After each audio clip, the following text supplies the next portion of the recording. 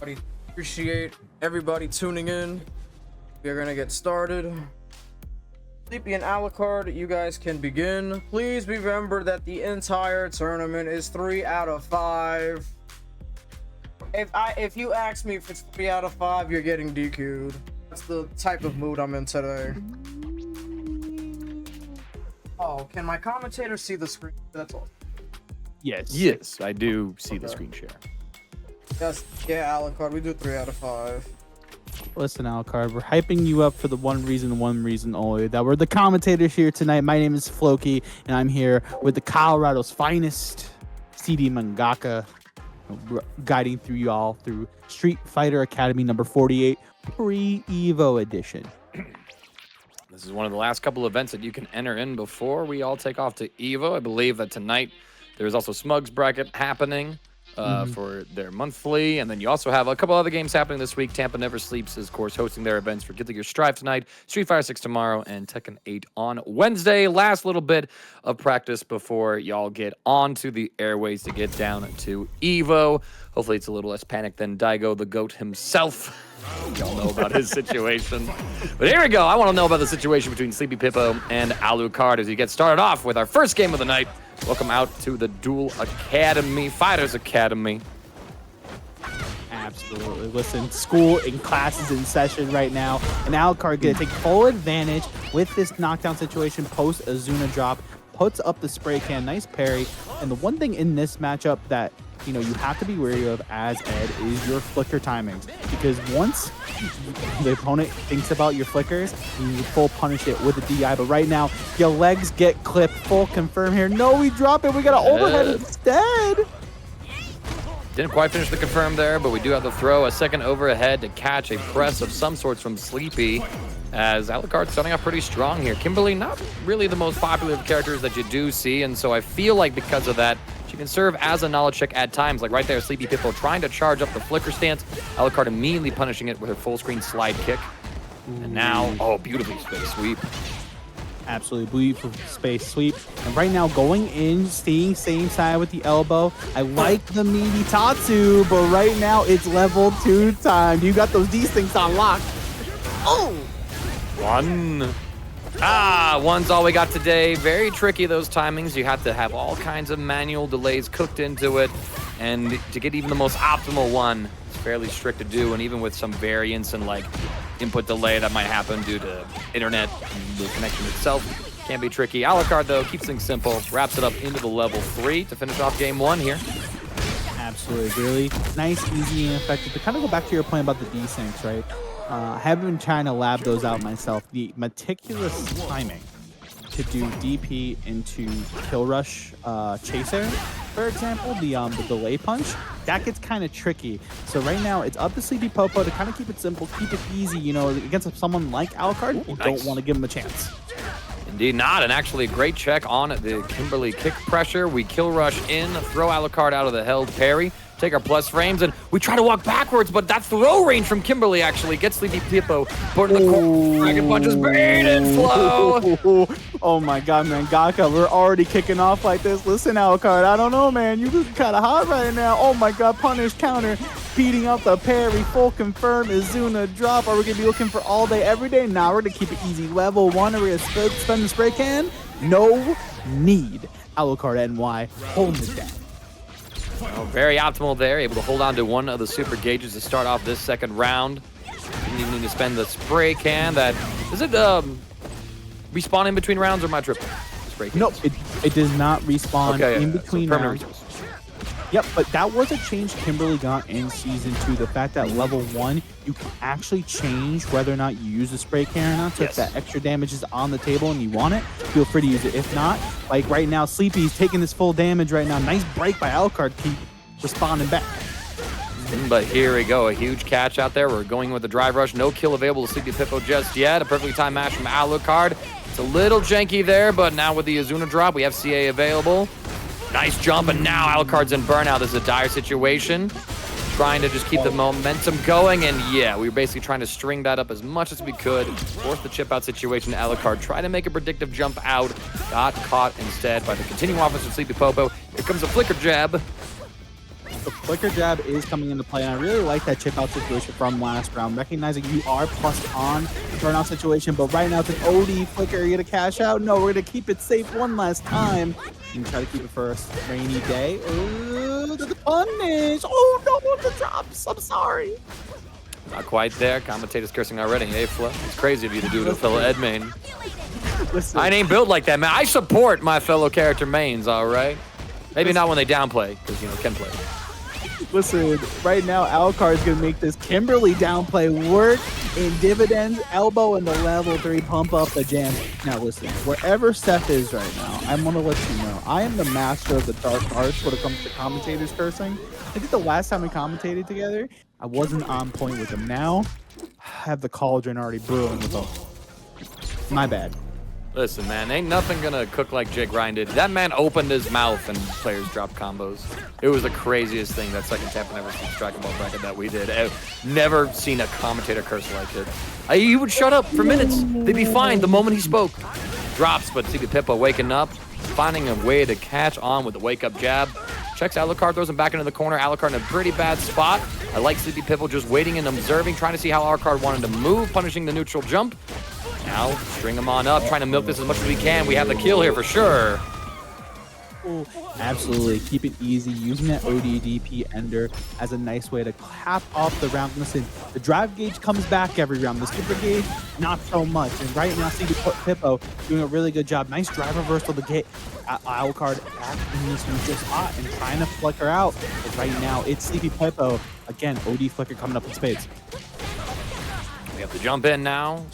Trying to extend right here. Alucard playing at this range, and we mistimed the jab. Ed looking the wrong way to check. It's a 6 heavy kick from Kimberly, right? Or am I misremembering my buttons again? Forward heavy kick, excuse me. I know my buttons, but I'm using the wrong notation. I'm cringe. Notation in the words of Damascus is cringe. Yeah, no, she just did like the front flip. You know, she just comes at you with the, like the step, and then she just front flip. That's what it is. Just cut through. Yo, I did not know I'm commentating with Damascus right now. Hold the phone, burnout situation. Damascus, how do you feel about this matchup of Kimberly?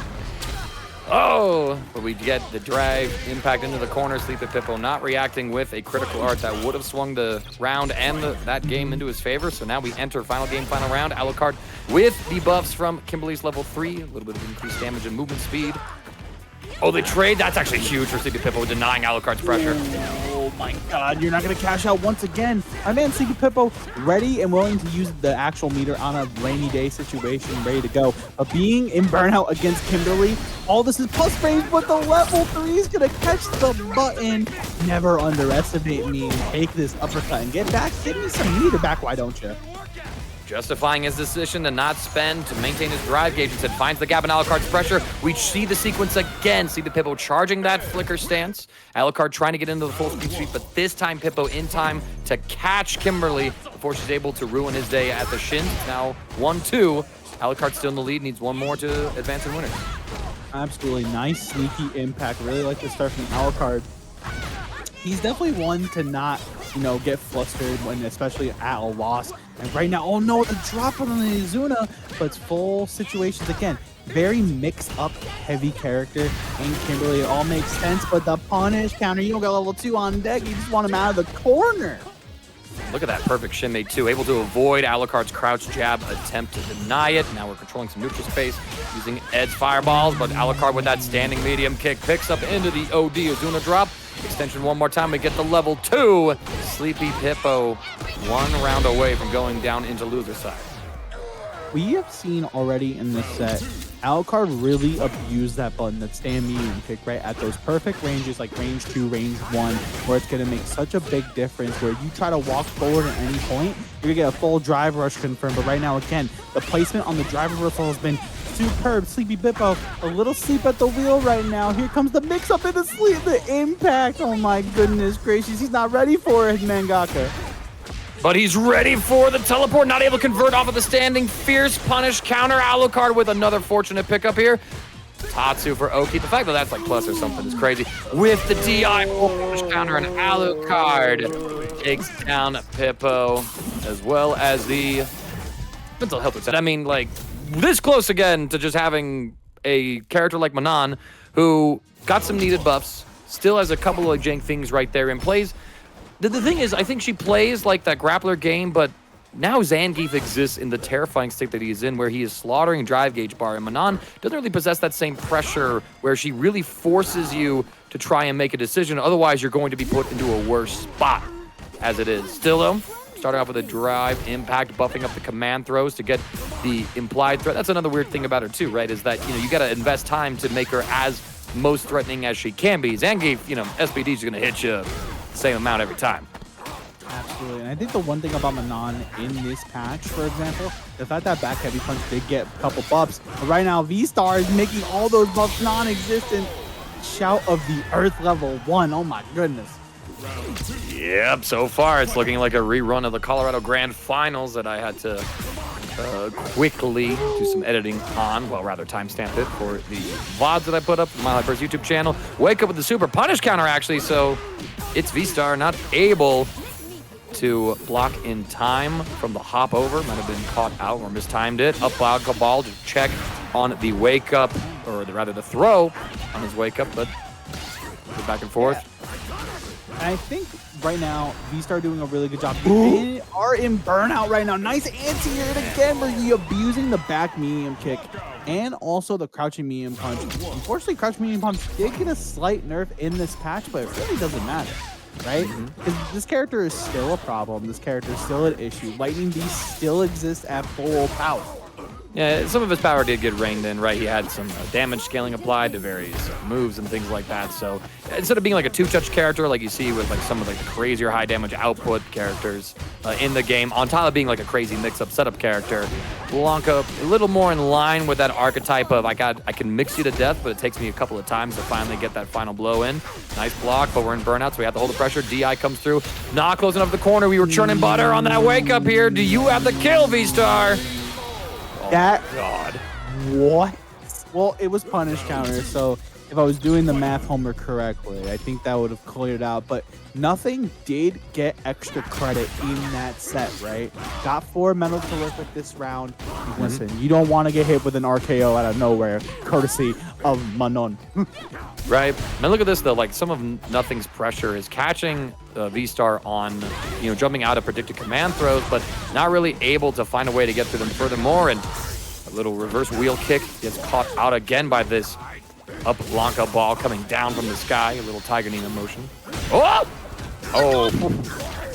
Yo, I'm sorry, is that Street Fighter 6's Cyberman I see on screen? My goodness gracious, V-Star trying to get all the Don't you even dare try to compare the innocent little Blanka-chan to that menace of a design. I don't see differences. They're the same thing. They're the same. No, bruh, listen. I hit Blanka. I don't have to worry about Blanka-chan. Listen, it's still coming.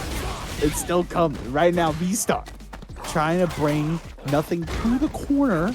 And again, we're in the same scenario from last round. I like the coward crouch, get the backdash, see where Nothing is going with his Oki. Here comes the blockage, here comes the knee Cyberbam. See, he's still there. Almost.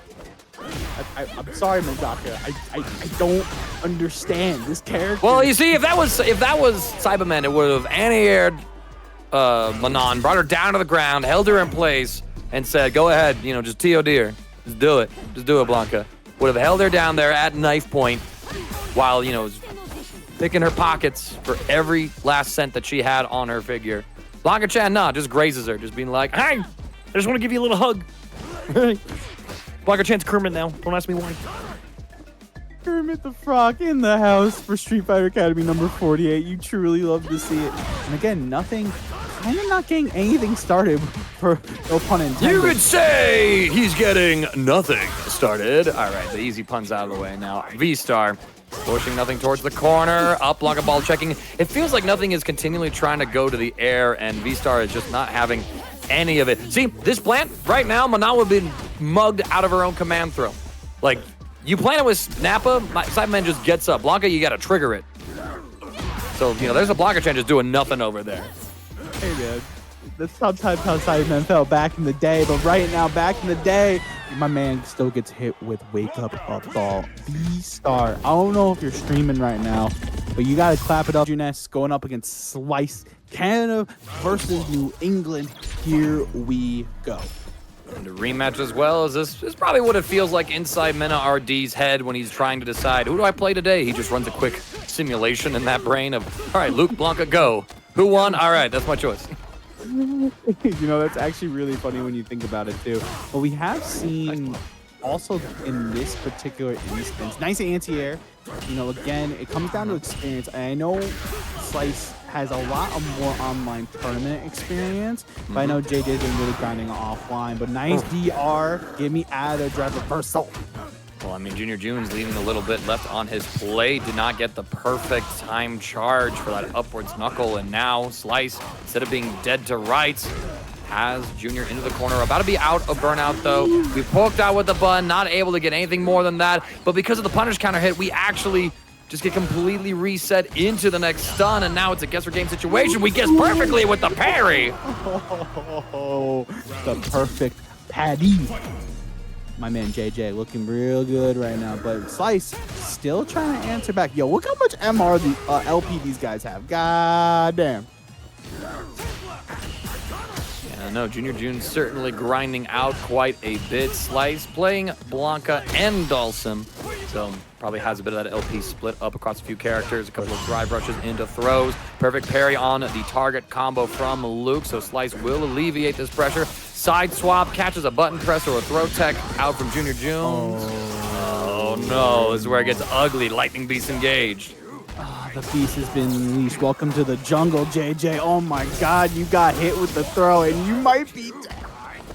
Nope, set up one more time, and he tries the perfect parry again. Well, actually, he didn't even tap that parry. He held it all the way through, expecting Blanca Chan to be triggered in some way or for Slice to press the buttons for the advantage, but instead we go for the throw after we see that parry stance. Junior Junes, though, pushing Slice into this corner. Do you like the meaty shoulder there? And again, gotta be careful with those parries, right? Because you did get a new change in Season 2 with more recovery frames. But right now, we're about to take a quick trip to Memphis and try to get our drive gauge back in order. Runs up there. Actually had an opportunity, I think, to wait out and block and punish a drive reversal, but try to press in between after the drive rush and powered crouching light kick. And now, push back a little bit. Lightning Beast is going to do some damage to the drive gauge. If I remember correctly, that was something that was nerfed a bit for blocking this patch. Doesn't matter, though. It was low enough to get the burnout situation. Slice. He's sending Luke up, but we bust out with the OD Lightning Upper. Again, the perfect parry on Wake Up JJ Junior Junes, making it happen right now. And the one thing, again, that I really want to highlight from this matchup is the fact that Slice is playing a very aggressive style with the Blanca, so maybe going to Sim to slow things down. Also, I'm going to be super honest with chat room right now. There is 0 Dhalsims in the States, so I pray for Junior Junes right now.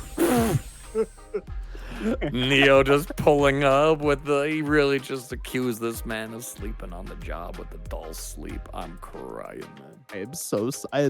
Listen, I have to be honest. I have to be honest. It's my job as a commentator to be honest and unbiased as possible. And if I'm not unbiased, then things are okay. Well, good thing we're not being paid for this free job, so, you know, what do you really have to be fired from? Come on. Say your mind, Floki. Give into it. Oh, God, I'm scared to say my mind because it's what it was. I don't know how to say I'm being suspended for 6 months. Anyways, back to the Listen, if Tong can read out half of the names that he has to read out on those Marvel streams, is it really so bad, man? Come on, man. That's truly fair. But right now, what's bad right now is Slice kind of manipulating JJ right now. But JJ, Junior Junes, getting that wall situation. Here we go, corner to corner. Here we go. Nice perfect parry and back throw incident. Slice looking real good. Using the dive kicks right there. The slow fireballs coming on out. And I actually don't know if it was the Dhalsim or the Blanca that Slice played into Junior Junes on the smug bracket. So we'll have to see. Yeah, we'll have to see if, you know, this is the first time that's, you know, Slice was lost with Blanca, or if he just ran Dhalsim in the other bracket all the way through. I like how Junior Junes is attacking right now, but Slice takes full advantage of the back medium kick and goes into drive rush. Slice getting back on the board, getting back on track with Dhalsim. Oh my lord, it looked like Slice might have been a little too soon on what I think was a throw attempt, and Junior June's back going to worked out, but Slice finding the next hit. We wake up with the super, catching Dawson. I think Slice wanted to bait out a throw. Well, this is what you get for it. Beast mode, baby, the eraser. Oh, tries the anti-air, the teleport a little late on it. And right now, Slice trying to set up shop with those yoga comets, with those yoga arches, and really make it difficult for Junior Junes to get in. Pulling parry all the way through. The fireball's not quite reaching. Junior just trying to get a couple of ticks of drive gauge, able to weather the storm. Takes the turn back. I think Slice is again trying to find some sort of throw shimmy through, but Junior really not biting on those opportunities. Excellently timed jump to escape the attempted cross up overhead. And we get a huge jump in punish counter. Absolutely, Junior Junes. The one thing I will say, if my man can start punishing drive reversal, it did get a change this patch to being -6 on block, but Luke has one of the best drive reversal punishes in the entire game with the right hand or the forbidden one. Oh, that forbidden one not quite reaching right now with the heat knuckle. And again, there it is. Slice calling out a throw attempt perfectly. Get some damage. That's the situation. This time we see Junior adjust and use the 5P to anti-air the cross-up teleport. But now Slice getting a huge starter right here into the merciless yoga.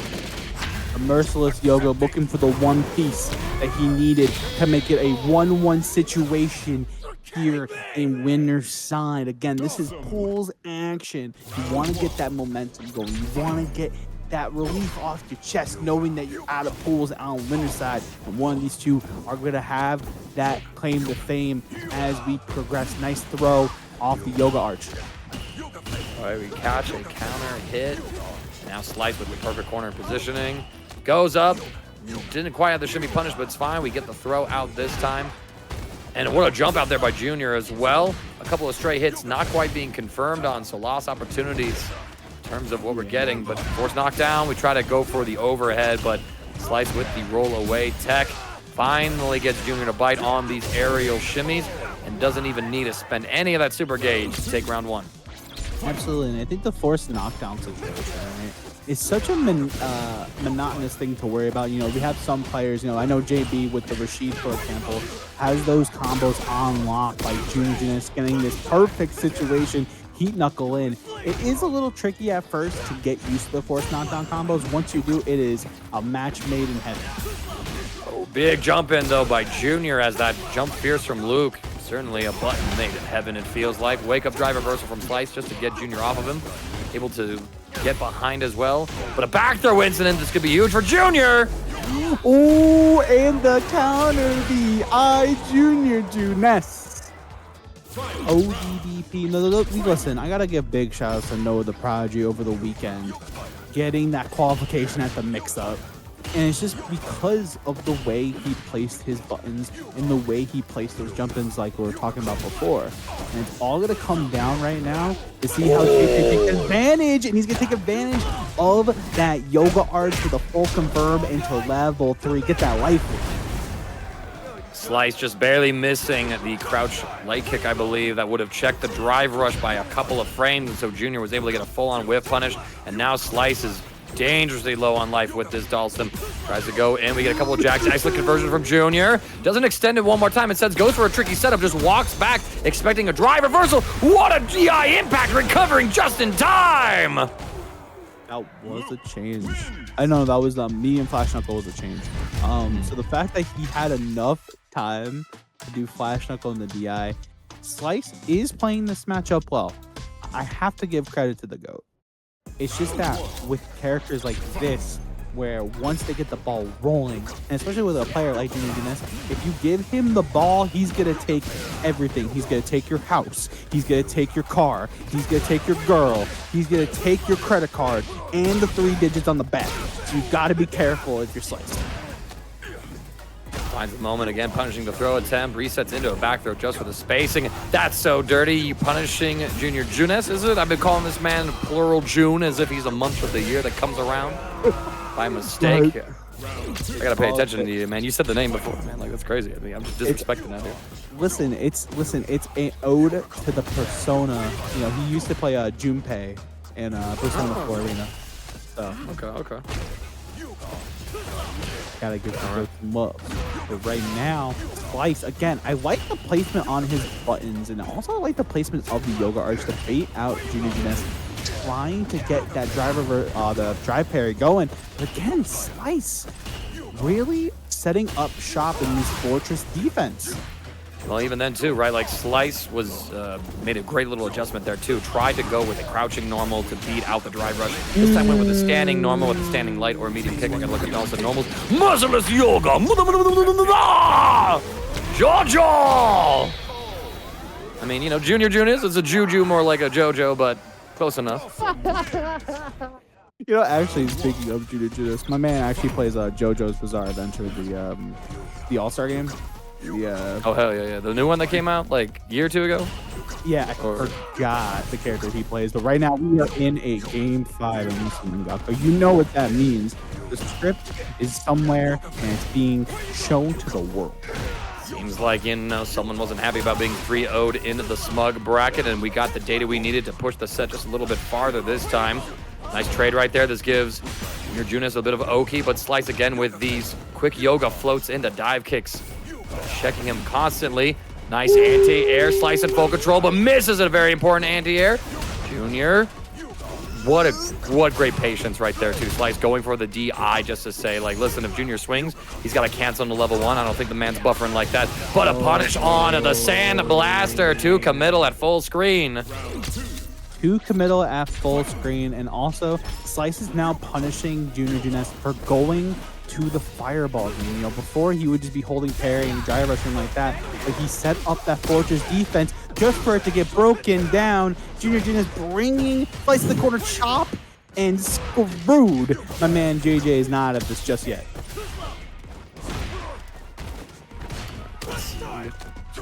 Try to get the parry attempt, but we actually just gonna throw out there. I miss if Junior was able to charge that knuckle enough to get the plus frames, but misses the drive rush to extend the combo, barely missing on these crouch medium punches. We delay the fall, the Fierce comes down as well, and I like this from Slice. You're gonna force Junior Junis into burnout as well as give back some of your own drive gauge, and you're forcing Junior to have to fight his way out of burnout to even have a chance to stay in winner's side this set.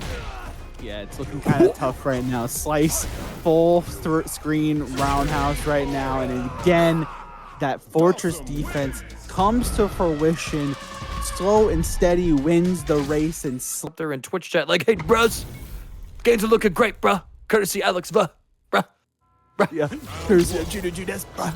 But right now, we're about to get into our next match. It's gonna be Grim going against Muddy. Now, both of these characters, you know, kind of had a really great time in the sun in season 1, but season 2 has been a different story, Mangaka. You'd have to see. I mean, for Cammy, able to get the offense started in this corner, catching what looked like a jump out attempt from Muddy, reading a throw, but we don't do that here. It's simply strike, strike, strike until finally make it respected. So I like the opening start from Grim, just going for the higher reward option, and ultimately like the safer one, right? Yeah, for sure. And I think, you know, Grim using those new changes that can be received in season 2, using that stand roundhouse, which is -3 now on block. Also using that target combo into drive rush, for example. That's an option to use. But right now, keeping it basic, keeping to the throw loops. And right now, you are in burnout, Grim. You got to be careful, Muddy. Oh no, the drop. Yo, listen, the cauldron is hot right now. I'm so sorry. I can't. It's out of control. Yo, Zonson coming through, pushing them closer and closer to the corner. Nice, able to anti-air, but we went for a throw a little too soon. Grim now able to recover out of burnout. Muddy very close to their own. What a jab check though on the hooligan flip. We burn ourselves once more. Grim does not want to let this get away. And we buzz out the level 3 in between the gaps, denying any sort of chip out opportunity for Muddy. Churn that butter. Grim, get out of here, chum. Execute. Listen, Grim making things a little bit muddy for Muddy right now as we get into game number 2. But I got the nothing one earlier. You get the muddy one now. It's fine. Yeah, we'll take it. I will say, and I'm gonna put Neo on blast right now. I've had the pleasure of helping Neo Judai kind of like VOD review with him here and there. So I've had a lot of Cammy practice in the last few weeks. And, you know, this matchup is super in particular because you can zone out with the fireballs. And also, the neutral you have to play against Chun is kind of spooky. And it's just kind of hard to contest in just like that. The crouching medium punch taking full advantage and checking whatever Grimm's thinking of. You let that go! A huge punish opportunity left to waste. It's the second, I think, crucial mistake that Muddy's had. There was that combo drop in game 1 that led to a long extended sequence for Grim. And now, you know, I mean, Grim could have been in the corner in a guess for game situation. We have to try and make full advantage here. The forward heavy kick, not going to be able to cross up or anything as Grim checks it. Pushing Muddy into the corner, dive kick to control the space. It's a counter hit. Luckily for Muddy, not a punish counter to keep the drive gauge intact, but throw finishes it up. Just a couple of missed opportunities. Missed times on the ball. But again, Muddy, I don't know if he's believing in his hits right now because Grim, you know, he has an aura about him. Could you call it Ultra Instinct? Maybe Ultra Ego, depending on the way that he's taking all these hits. It seems the more he gets hit, the stronger he becomes. Trip him up at the ankles. And now we get one throw through. We spin the drive gauge, but check there by Muddy. Grim not really finding the proper normal. The frame trap with the deny a wake up mash. SoloElvis is in the building. Hold up a minute now. Hold on, wait a minute now. Listen, Elvis, I'm gonna need you to slow down for just well, a hey there, honey. moment. Let me tell you what this is over here. It's a battle of the blondes and the brunettes. I feel like I had a little more of a foghorn kind of accent on my Elvis right now. Oh! Scoop him, Muddy! All right, that was clutch. You know what's crazy about that? You know, before Muddy, you know, took a kind of a crazy approach to the ODDP punish. But now we're just keeping it easy. We're gonna go for the roundhouse. We're gonna get a full confirm, but Grim right now, oh my god, does the Neo Judai classic. If you know, you know. If you know, you know. Using that new target combo that you're able to special cancel and goes for some hooligan pressure afterwards. But the stance is gonna work out for Muddy here. Spinning bird kick, holding on to the drive gauge as well as our super meter. Oh, that was so tricky. Feigning out into the low and the overhead. We catch one more press. Had to be incredibly careful here, though. Grim has critical art on deck and finds a crouch medium kick. Gonna be able to cash out into the cannon spike. Is this enough, Floki? Bet your channel points. Oh, man, say Jam, eat your heart out with kills. Oh, no. Oh, eat your heart out, Floki. It doesn't. We're trying to get the offense right here. Perfectly timed counter contest from Muddy. Able to take us into game 3. And yo, Cali Mac with the rate of 13. Thank you so much for bringing it in for the stream. Appreciate y'all pulling up. I see Renflower in the chat. We got the mods in chat now, so y'all watching this stuff. Behave. But right now, it's Grim trying to behave and trying to get something going right now. Muddy, I think that was the round he needed. You know, just recognizing, hey, I'm still in the lead. I still have the drive gauge to make it happen. Ooh, they're trying to feel each other out. Nice use of Stand Fierce. That was also changed in Season 2 to get -3 off the Stand Fierce. So, you know, it's safe, and especially if you put it at perfect ranges, you're chilling. Yeah, they wanted to kind of like make it a little more like some of the legacy versions of that normal, right? It's an iconic Chun-Li poke normal that you see from something like Third Strike. So making it a little safer to throw out in that neutral is something that they wanted to kind of just give back to the character, make her play a little more like some older version of himself. Oh, that was supposed to be an up kicks, I think. Well, actually, no. That input doesn't make sense. It's down for the up kicks. So just a little read on a jump. Absolutely. Just, you know, a happy little read in this happy little situation. We're going to take another throw this, you know, way now. Oh my god, gets clipped with the crouch fierce. Full confirm. We're going for safe jump city. Oh my god. Watch your legs. That's meaty. That is meaty. One more throw. Guess for game right here. Muddy simply walks up, does it again. Shoes on the other foot as we're going into game 4 now with a 2-1 lead for Muddy. Able to really clean things up. Absolutely. The patrol is on the loose, cleaning up things as Muddy taking full advantage and making Grim really consider how he's jumping. His jump arcs happen, and right there, just waiting for the dive kick to fully recover. We're going to get the hand, shake that forward or back, hit medium punch. And right now, again, Muddy's going to take full advantage. One last guess on the table, and it's the throw. Oh, God. That was sick. Look at that, you know, and we let the little perfect outro rock right there. That smug little smile and that peace sign leg. Brunettes, bitches. Going back to my Elvis riff. Well, listen, when we had to commentate that set, I'm sorry, but you gotta work with the king. You know what I'm saying? All right. Oh man, listen. If I had to deal with kings, what's king to a god, and what's god to this full confirm off drive rush into level 1. Oh, checking in with crouch fear, medium, excuse me. That crouching medium punch is so deceiving too. Oh. Here we go, catch the next hit right here. Full cash out. We got the level 3 on deck. Do you spend it here? I think you do. Can't afford to let this round slip away. We'll do just fine. The final round of game 4. I like that Grim is not trying to, you know, overextend, trying to be a little too greedy or anything like that. Recognizes not. Got to force the win, and I'll make do with what I have going forward. Absolutely, and I think the fact that you'll still get access to level 1 at minimum this round, if I'm Grim, I'm happy with that spend, you know, getting another round on the board, getting another health bar to work with. But right now, Muddy playing that fireball game to fruition. Kind of a match there from Grim. Yeah, able to check, just see if there was a gap after the press from Muddy. Didn't intercept anything. Perfect parry on the jump, and we get the back throw into the corner. A little less drive gauge damage than before, but still, you're in a crummy situation as now it's you who are baby in the corner. Now, Muddy controls. Oh, I thought, looked like they tried to tech a throw there, but Grim jumps on out, burns himself out, but has the positioning. A huge dive kick as well. Going to be able to get a short combo right here. And we catch Muddy jumping as well. You were worried about throw there? That's crazy. And Grim respecting the wake-up super as well as the up kicks. Not wanting to let anything come through. We are now out of burnout. The storm has been weathered. But can you find the game-winning confirm? Oh, and the game-winning confirm you get off that low forward. Grim brings it to a game 5. You know what that means, Mangaka. Who's got the script? Script. Yeah, question. What color Cammy outfit is this one, man? I don't see her at Patriotic on my consoles like that. I'm not 100% sure. This is a mod. I get like Spider-Man vibes from it, you know. Granted, he's just copying the American flag and whatnot. But... Wait a minute. Hold on. We gotta circle back to that moment. My man did all the toe taps in the world, and Muddy's gonna take full advantage of that. What a mix-up. Oh. All right, Muddy again at set point, but Grim's been here before and was able to clutch it out the first time. Checks the anti-air attempt with dive kick. Crushes a throw tech attempt with the hooligan. Grim absolutely on fire in this round. You do me like that, let me do it back to you, girl.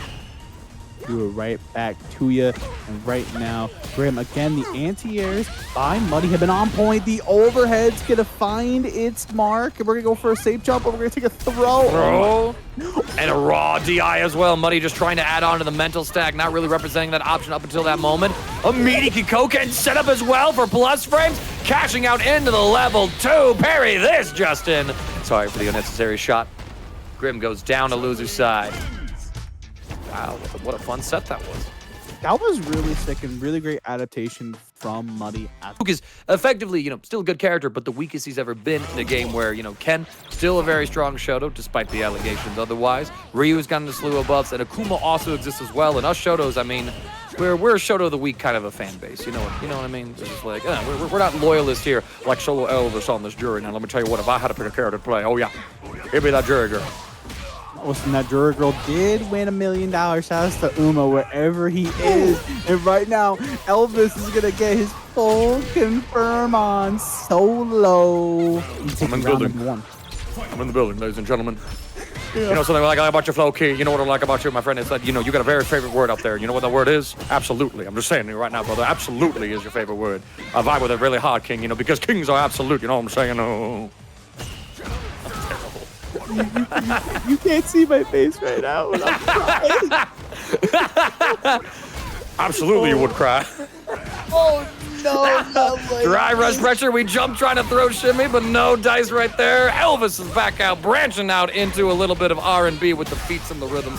Catching a counter hit as well. It's a Slaughterville so far. Do we cash out a critical art? Nope. Not just yet. No punishes again. I want to see him petrified starting to contest with Stan Light Kick as well off the Fuha stores. But right now, trying to get something going there. The ODDB. Ooh. unfortunate drop, and it should have been me. And Elvis is SoloElvis getting a solo on, getting a 1-0 on the board off an unfortunate input of the DP. Looking kind of tough right now. Indeed so. Just an unfortunate situation there, but Elvis more than ready to capitalize. Not the first time he's restored some theft in his career. All right. You even paused. You were like, wait a minute.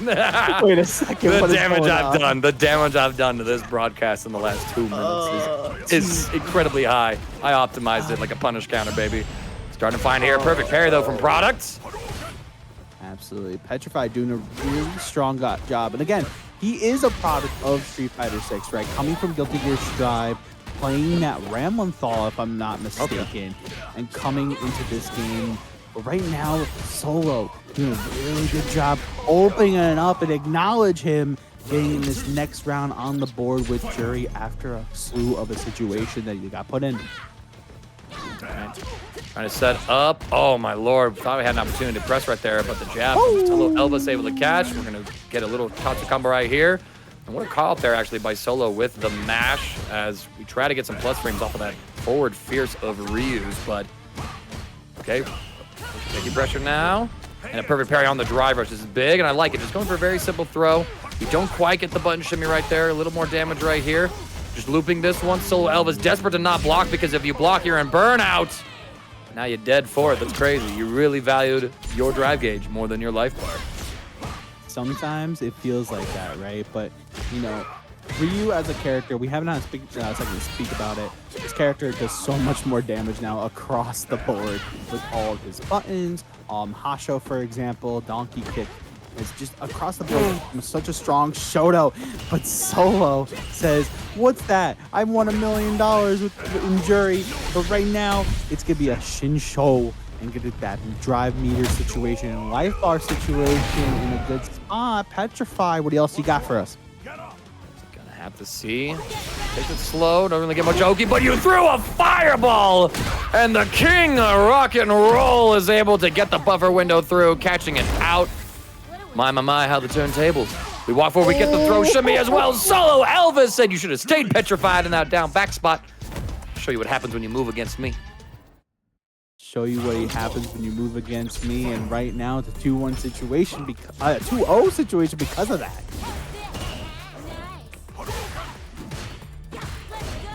Trying to make a little note. Make a little note as we take a look into Petrified, bringing Solo to the corner, but again, the drive meter looking kind of low for Petrified. It's got to be a little careful how you approach and how you regulate. There's the DP. We like to see that. Right. Staying in this neutral. These crouching medium kicks, though, from SoloElvis able to catch. We drive rush for the Oki, and again, Petrified trying to contest these, but SoloElvis just keeping things at layer 1. Like, hey, listen, this is going to be a real meaty that you have to deal with. I don't know if Petrified is messing up on a DP input, but messing up on your defense. Yo, the awareness there, too, seeing that, wait a minute, you're not comboing me anymore, so I'm going to take this throw. How dare you try to reset me? I am the one! But there's no kill just yet. Level 1 super. It goes upwards, and we wait it out. We're not able to punish. Absolutely insane sequence. The fact that we didn't throw a fireball there either. Can you, hey, Jury, aim that super? I've never seen it whip for so long with the projectiles going upwards. Can you like make it go forward, make it go up? Like, this is a genuine cushion I have, and I'm a fraud for it. No, so you actually can't aim it. Okay. So it's always going up, so we just missed the punish. Yeah, so like it's tough to kind of manipulate. You could have Tatsu'd in between the last hit. Hadoken. Right now, yeah, that too. You can just run up Hasho or run up roll forward. But it doesn't really matter. Petrified can take full advantage of this situation. Got the chip kill last round. We like the parries to get our drive meter back in the place it be. And I like the stand medium kicks to poke out. You know, on punish now you get confirm just like this. This is the mine. Fully charged doesn't kill. Even a slight charge would make a big difference. And there's the DP Psycho. Listen, Petrified, I'm sorry, bro. You're about to hit me up in my DMs like, Floki, shut up, bro. I got this under control. I'm going to beat a king right now in solo. Right now, we're going to get a 2-1 situation going into game number 4. Baited on the Dragon Punch, though, as Elvis is going to be able to get Little punish right here, timing a perfectly meaty throw to punish, counter any sort of wake-up option there that Petrify would have gone for. The drive rush gets stuffed by the barrage of normals Elvis has. Smell my feet, it's like cigarettes. King of Rock and Roll probably did it. You know, we don't know. He did all kinds of crazy things in life. Anyways. I'm breaking this man tonight, y'all. That's just all I care about doing. I just put out a commentary reel for y'all today. And it's like, I'm working on mine. And it's like, Floki, it's like, oh, let me watch Floki actually commentate. What's going on? I'm breaking this man, like my man Solo, breaking down Petrify with this level 2 Feng Shui engine is revved up. Oh, confirm here. Oh, God. Oh, the fuzzy right there, and we are in scrambled egg territories here. It's Petrified, locked up by a Basilisk. SoloElvis keeping the offense going. We're pretty short on drive gauge. And, oh my gosh, this parry habit from Petrified, saving him from the drive impact. We get plus frames with the Hoshigeki. Crouching medium kick is going to land. What a dive kick to barely bait out. We fall out. We still get Okazemi afterwards, though. What a jump back as well. Great decision making so far. Just trying to option select as much as we can. We're not checking these jump ins anymore. A little scared of that dive kick. Oh, but it's going to be the low forward. Listen, sometimes this game, you know, it's not Street Flex that people aren't prepared for Mangaka. No one is ready for the perfect attack left-right in this chat room. We're playing Street Fighter 6 at the end of the day, but here we go. Next match on stream, Vasiliek going up against No God Complex, Aki and Kimberly. All right, little trade right there. Vasiliek, though, gets her offense started immediately into a serpent throw. And pacing it back as well, just being respectful to any sort of potential press out there, or even a drive reversal there from No God Complex. Kimberly, a character that doesn't have a meterless invincible reversal, so the drive reversal buff to her certainly are a nice reward. Nah, man. You got the Nightshade out and it traded after that hit. That's just crazy. Oh, here we go. Big damage now for Complex. Big damage here. We're gonna take the Azuna drop, right? Because at this point you got no meter to work with, nothing in the tank, and right now No God Complex gonna take full advantage. Azuna drop. I'm gonna get around on the board. This is to get out in winner's side top 24. The loser of this does make it out, but they hang out in losers. So you know you don't want to go with those shark-infested waters, not this early. Right. No God Complex and a cash out into level 3 as well, applying plenty of damage to the Vasiliek, getting a buff for themselves as well. Now we gotta see what our pressure is gonna be. Drive rush into some normals. We go for the flips, baiting it out. Another great trade, but a perfect parry on the elbow drop in this corner now. Let's see if Vasiliek gets anything started off. Checking them here. We'll be able to have a nice conversion. Nice big mini safe jump counter hit as well. Complex is wiggling one too many times. We should be able to build up this super gauge into level 3. Full cash out at the end of this. I'd imagine if we didn't drop this combo, or is it just a sneaky little reset, Vasiliek? Oh my goodness, the crouching medium punch. He's coming up with the spades and the shimmy. No God Complex was ready with the punish, and Vasiliek, it must be beating themselves on the shoulder, being like, hey man, that combo drop, I don't know if it's going to affect them. We're going to another round right now. And let's see, right now Vasiliek playing that neutral game, using that crouching medium kick that did get a buff. And the fact that it's +1 on normal block, and the fact that you get that +5 on drive rush is looking pretty good. Harry on the wake up here. Vasiliek with the offense. Another throw. Strangling a little bit of life out of Complex. We take the Oki and another shimmy as well. Both of these players not one to take the throw. Oh, that was disgusting. Why you like that, Vasiliek? I see you out there like, all right, listen. I goofed up the first round, but I got war crimes packed in. Catching No God Complex, putting the controller down and walking away. Yeah, my man was sneaky like a snake right there, getting that drive rush confirmed. But right now, what a forced knockdown situation in Oki from No God Complex. We were just talking about the forced knockdown situation. Kimberly, another character that can really use this forced knockdown situation to its purpose. But right now, No God Complex fighting out of this corner.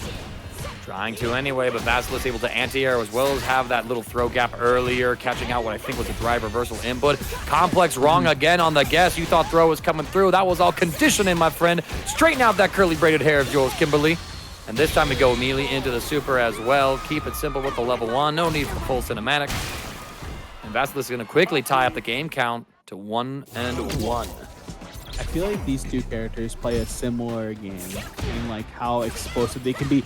Yo, did Elbow really just punish Light Serpent Lash? Hold the phone. Oh my god, nice block. No God Complex still getting the party started. Here comes the Asuna drop, full confirm into the corner. Here we go. The throw loops engaged. Here's another. Can I get a third? Nope, not today. We stop at the third one. A lot of people like to stop at that juncture.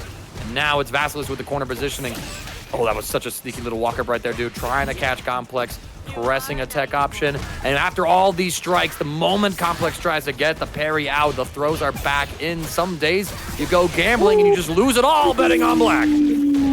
Listen, I know no God Complex is yelling, aw, dang it, as he gets hit with that overhead. Vasiliek looking real good. Listen, I had to say you were really pulling up your calling this man like a, I don't know if you were trying to say glob or goblin or whatever like that, but man, none of those words are on screen right now. Flo, it's okay. It's okay. Oh, dang it's it. Okay. Oh, dang it. Oh, dang it. Oh, dang it there. Backing off. All right, crazy sequence. Yeah, no, it seemed the range was a little bit too far out, so maybe just not ready for that situation. We bait out with the slide fake out, applying the pressure right here. Another entrapment yet again. Complex not able to react to that situation just yet. Finally gets a jab out there. I've had enough of your throws. Vasiliek getting a little too sneaky with it. Getting a little bit sneaky, but not enough. And right now, no God Complex bringing Vasiliek to the corner. Here comes the Cartridge Pierce again. Been on point, all set with it. But can you thread the needle to get the W? But there's the down Fierce jumping level. Oh! Advantage, you're going to get hit a button. Mangaka, listen, I get it. Sometimes you got to go for it. And now you got the buff on top of it. I don't know. No God Complex back in this game. We're going to have to see. And for Aki as well, we haven't really seen Vasiliek set up the full screen Nightshades or anything like that. It is a slower fireball.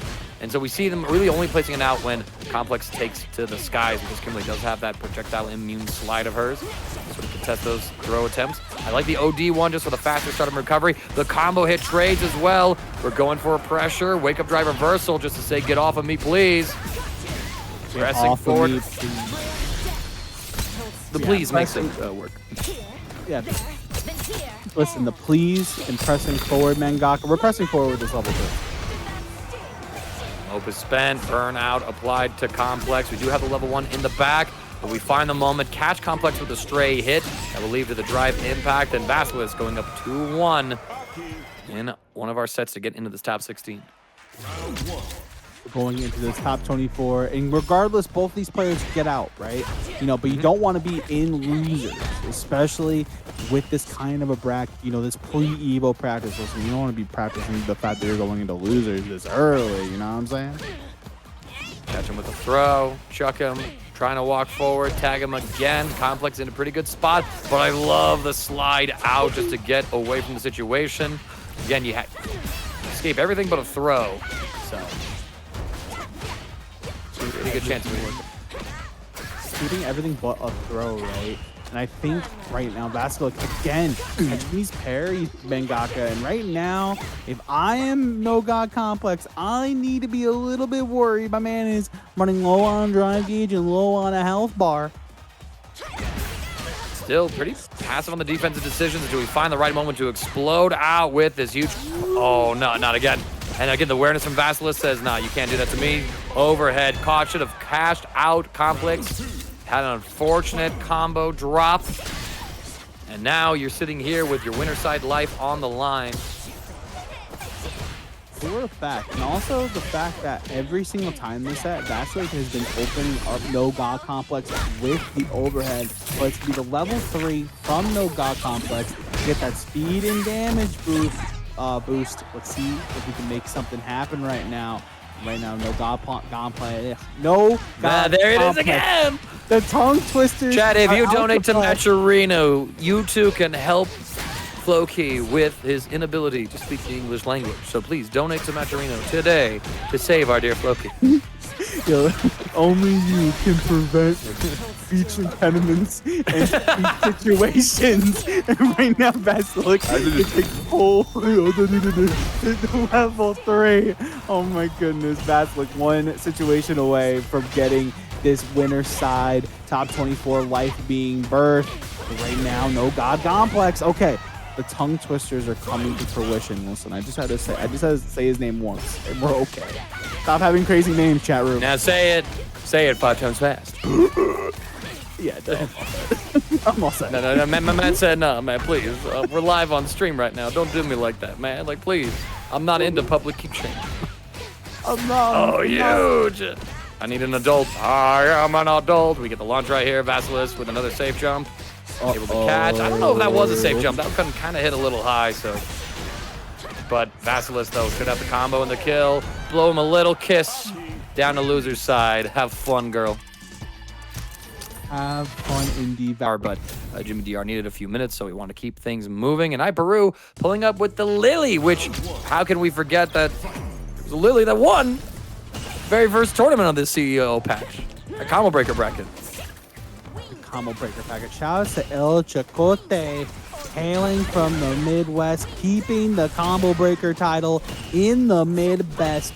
But Peru, I think he's been one of those players, you know, he's a legacy player from Street Fighter 4, playing that El Fuerte, but it's nice to see him play this game and see him play a character like Willie, matching his style to a T. But Vasiliek trying to start the aggression. Here comes Peru, though, Mangaka. Yeah, starting out strong, actually, and, you know, based in the Star GG, actually based out in Salt Lake City, Utah, so close to my stomping grounds growing up. So I guess I might have to look out for some locals to pull up and just say my hellos to him. Just come on through. But Vasiliek trying to say goodbye to the life bar here in our first round on stream in our first winners top 24 set of the evening. Again, first top 24 set of the evening, like you're mentioning. First opportunity for one of these two to make it into winner side top 8. You know, once you get that buffer of winner semis, you know, it's party time all the time. But again, that's like using Aki's toolset to fruition again. There it is again. Overhead. I can talk about this all night. My man is ready and willing to use that overhead post drive rush and make it hurt. Vasiliek 1-0 on the board. Can't keep getting away with this. At some point, I think we're all going to have to start holding straight back in the middle of Vasiliek's combos. We'll see how long that game plan is able to carry them into more and more victories. A big jump in here, though. Vasiliek is able to do plenty of other things. Nice jump, though, able to avoid the heel strike. Peru taking a bit of control. We get some plus frames here. And a throw tech as Peru not turning the butter for the SBD inputs.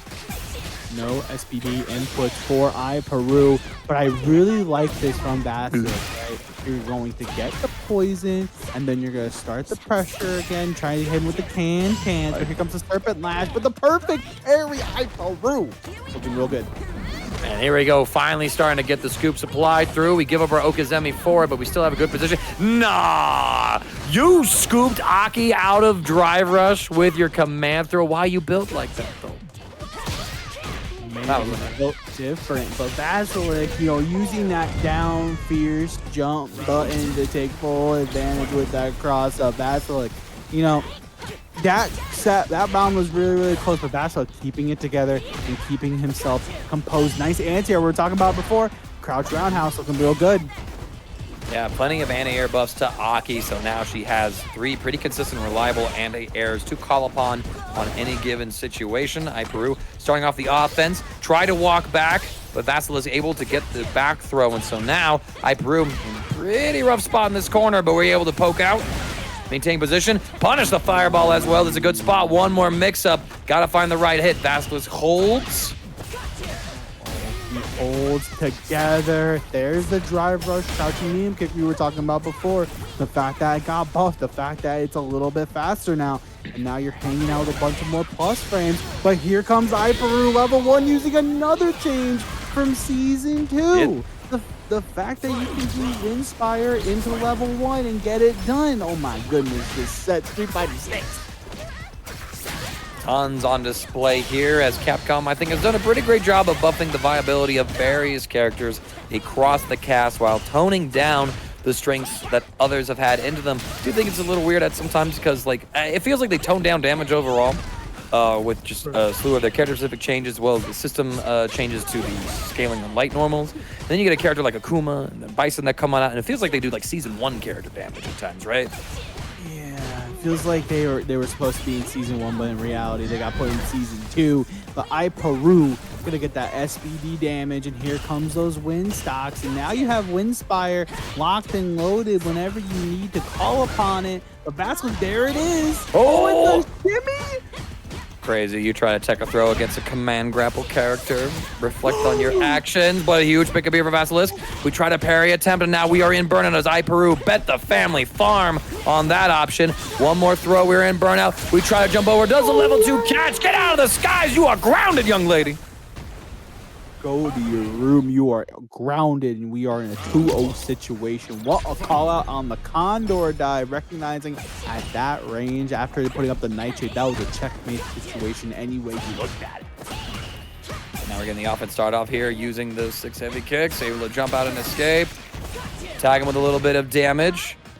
Even more plus frames, and I like the jump out there from Peru. Beautiful anti-air. We're going to try and get our own offense started. Small little delays in the offense, trying to see if maybe Vasiliek will go for, like, you don't really have a reversal on hand until Aki hits that level 1 mark, so maybe just a drive reversal was the choice. Control.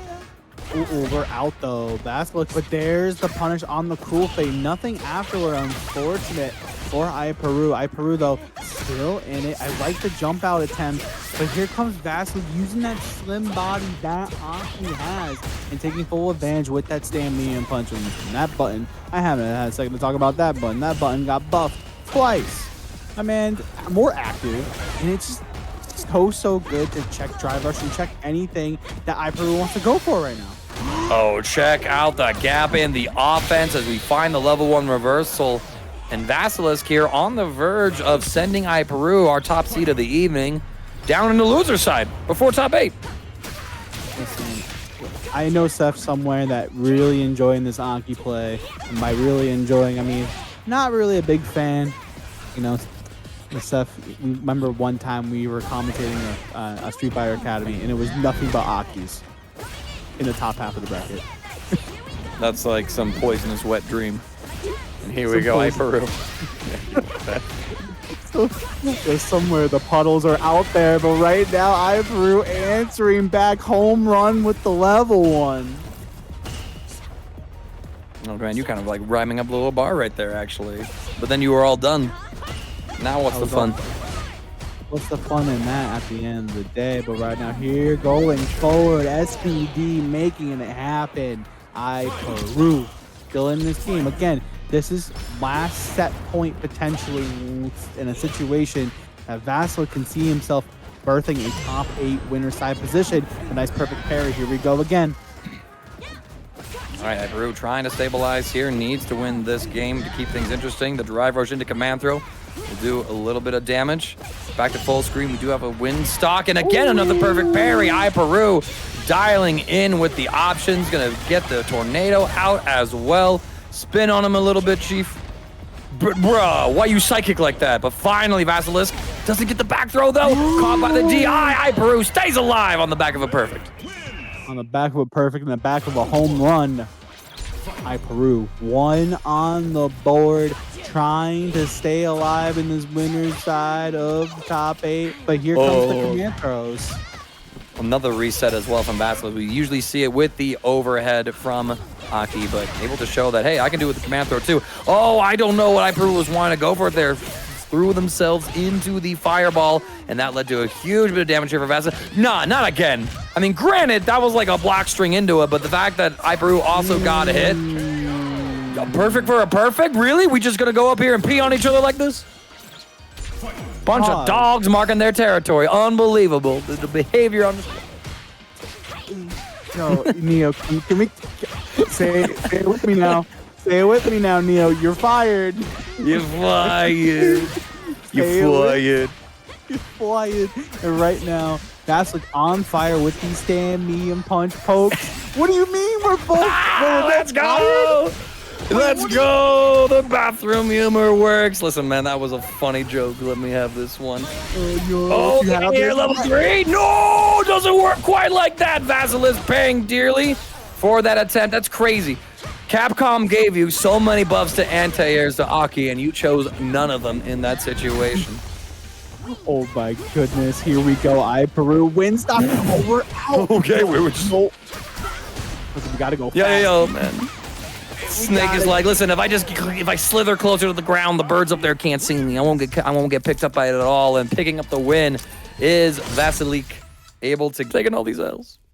I'm not cool enough, but here we go. Another top 8 qualifying match. Here we go. Jimmy DR, Luis DR, aka La Grasa, off the stage. Yeah, gonna be a Dominican Republican match, so you have to imagine no one's gonna complain about the connection this time around. Sorry, y'all. It's just too much at times. Appreciate everyone who is able to show on up. Shoutouts to the community as well from the Dominican Republic, able to pull up into our brackets. And for Capcom, giving us the rollback netcode that enables these more long distance connections, right? And for the most part, a lot of times it's pretty playable. Not ideal at times, but you know, the internet's the internet. Never gonna be perfect. Never gonna be perfect, and practice makes perfect though, especially with these two.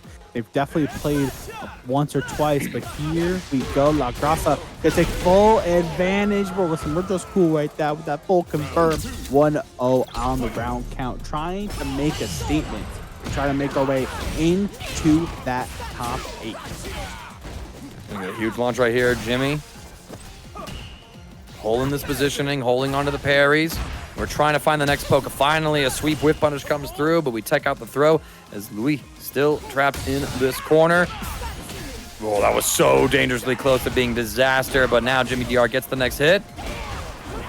Jump setup. Yo, we were just trying to jump up. That's crazy.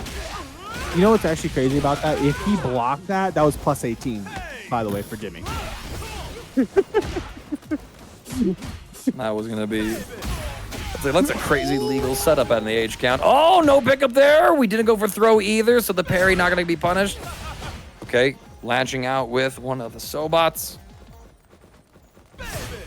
Goodness. Another Okay. one. Can't punish that from that range. Maybe Stan liked it because you wanted to test it, but a sneaky low. You know, usually when we see Scudum, we're only seeing it either for the reversal or the command throw. Very rarely we're seeing it for the low, and it comes out right there. But the punish counter gonna bring Jimmy DR to the corner, and now you gotta deal with this. But he's already combating out of it. Yeah, using the armor of Gladius to contest against the pokes. We stuff out the drive rush as well. Back throw to throw him towards this disadvantageous position, and now we're once again kind of just standing around checking for the others' openings. A throw comes through Jimmy. How do you escape this, Luis? For the opportunity, trying to find maybe a just cool or a sway, but Jimmy DR plenty of drive gauge, and Luis finally back into the green. Nah, son, you got the punish counter into the level 3. Give her the massage. Flip her around like a pancake. Cook. Hooked indeed, tries to go for wake up DI. Luis looking real good right now, but Jimmy does have CA available. One touch and it might be curtains. No, we took the back throw incident instead. Oh! Jimmy DR, just keep it simple, keep it easy. Take all of my love and take a game 1 for yourself, my friend. We're going to game 2. Luis tunneled so hard on trying to get the throw onto Jimmy DR at the end, recognizing that the throw is going to kill. Jimmy DR absolutely clutch for taking every single one of those, and once the shoe was on the other foot, Luis felt like he already conditioned himself to expect a throw, and that meant it was curtains for that game 1. But we're starting off here. Luis getting a couple of small pokes, able to safely deal with the Superman punch. Punish, though, on the Sobot a little too close. Probably thought we had a punish or something coming through. Speaking of, get chucked out of your parry, young sir. Uh-oh, but here comes Jimmy. This is another character and another player. Once you give them the lead in a snowball situation, they're going to take full advantage, and then he can't do any reversal at that point because he doesn't get into level 2. Jimmy DR, what a play and what recognition. Where are you going? Assume the position. And the nerfs to the knee shot from DJ as well. It's in punish counter state the entire duration of the move. That led to Luis getting burned out in that corner, and Jimmy DR was pretty easy afterwards to close up that round. DJ, one of the few characters in the game, if not the only character, to not have an invincible level 1 to deal with that situation. There's the plus 18 situation. But no punish, no pickup. Does Marissa not have like a? I don't think she has a medium starting normal at 6 frames, right? I don't believe so, but right now, take a piece of history and take another game with you. Jimmy DR 2-0 right now and running the DJ train, trying to make their way into winner side top 8. Look at DJ, just that big, stupid grin on his face. Like, I'm man. That's beating so good. Do it again. Kind of goofed that one. Kind of messed up my accent right there. I gotta work on that. Or don't. Oh, nice little side swap there too, actually using some forward momentum to then get the OD jackknife to cross up. But a big call jump by Jimmy DR. Luis gets scrambled in the brain, not taking 1, not taking 2, not taking 3. We mash on the 3rd one. Oh, Lord, no. This is looking pretty bad for Luis. Luis, please! Don't know the parries. Assume the position one more time. The trade on the Sparta kick. Oh, here comes Luis trying to make something happen.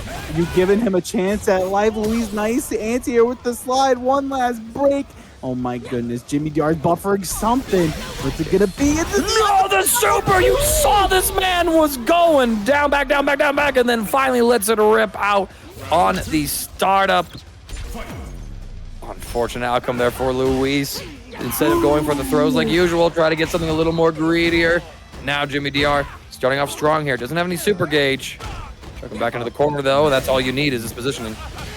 Absolutely too. And how he got that round start, for example, the fact that he drove rush and punished. Oh my god, that sucks. I'm going for the level 1 there. But the fact that he drove rush and got that situation going. But right now, Luis getting something going right back at your side switch, but it's not going to be enough. There's the chip situation. Yeah. Nowhere to go. I like that. Able to just close it out simply, not messing around, trying to get a tick through or anything like that. Just saying, nah, I'm not letting you play or interact at all. It's one of the things about this game. You got to be careful with the resource management at times because you can get checkmated. Is how our lords at Capcom intended it to be played. What a run-up, actually able to interrupt the charge on the Gladius. We got a few throws coming on through. Walk back shimmy. Jimmy puts it away. Ooh, but nice punish, counter stand, roundhouse. Yeah. Again, one more situation on the table, Mangaka. That drive gauge is just about to come back. Where is the DI? It's not there yet.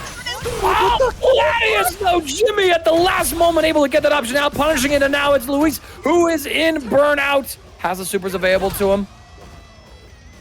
Oh my god, yo, someone's gonna match his freak right now. Oh, oh my god. He's able to get out. He's out first. Keeping it slow, trying to bait any sort of reaction. The OD version, he's going to be able to clean this up despite the damage scaling nerves go into the level 3. Luis hangs on, taking us to a very critical game 4. But dear Lord, man, I mean, we just had to get to the beach. DJ just had to finally fight on the beach from our perspectives.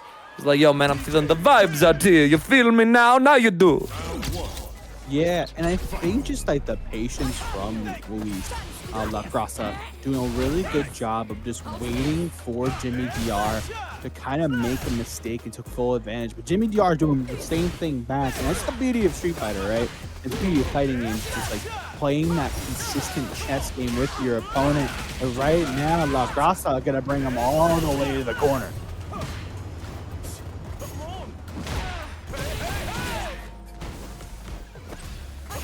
And Luis running a bit of good momentum right now, but Jimmy is going to be forced back into the corner off the back of the drive reversal.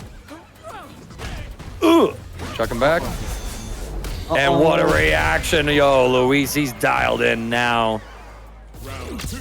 Absolutely. And Zycles, shout outs to the Kimberly Lord himself. Hope you're having a fantastic evening. Game in the right time. This is top 24 action. Jimmy DR versus Luis DR. And again, the jump back jab coming in space. Listen, I had the pleasure of talking to Nate Banks, right? Shout out to Kata and the kickback. Let me tell you, the amount of times I saw that Marissa, the Lord, decide to just do jump back jabs and air to air. You love to see it. Like I see La Grasa, Luis DR, again, getting those stand roundhouse punish counters and taking Jimmy back to the corner. Launch forward as well. Shout out to Steven, aka Taurus Lull, for the 43 months subscribed at tier 1. Thank you so much for supporting Neo Judai. Everything he does, he's a hard-working TO, not just for himself, but Tampa never sleeps. Across many of their brackets, the drive impact gonna go hard, assume the position.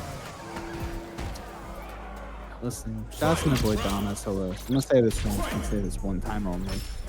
You know, Marissa wants her damage a certain way, right? Face down, ass up. That's the way we like to offense. Yeah. Yeah. Yeah. We just out of here like this right now. Superman punch.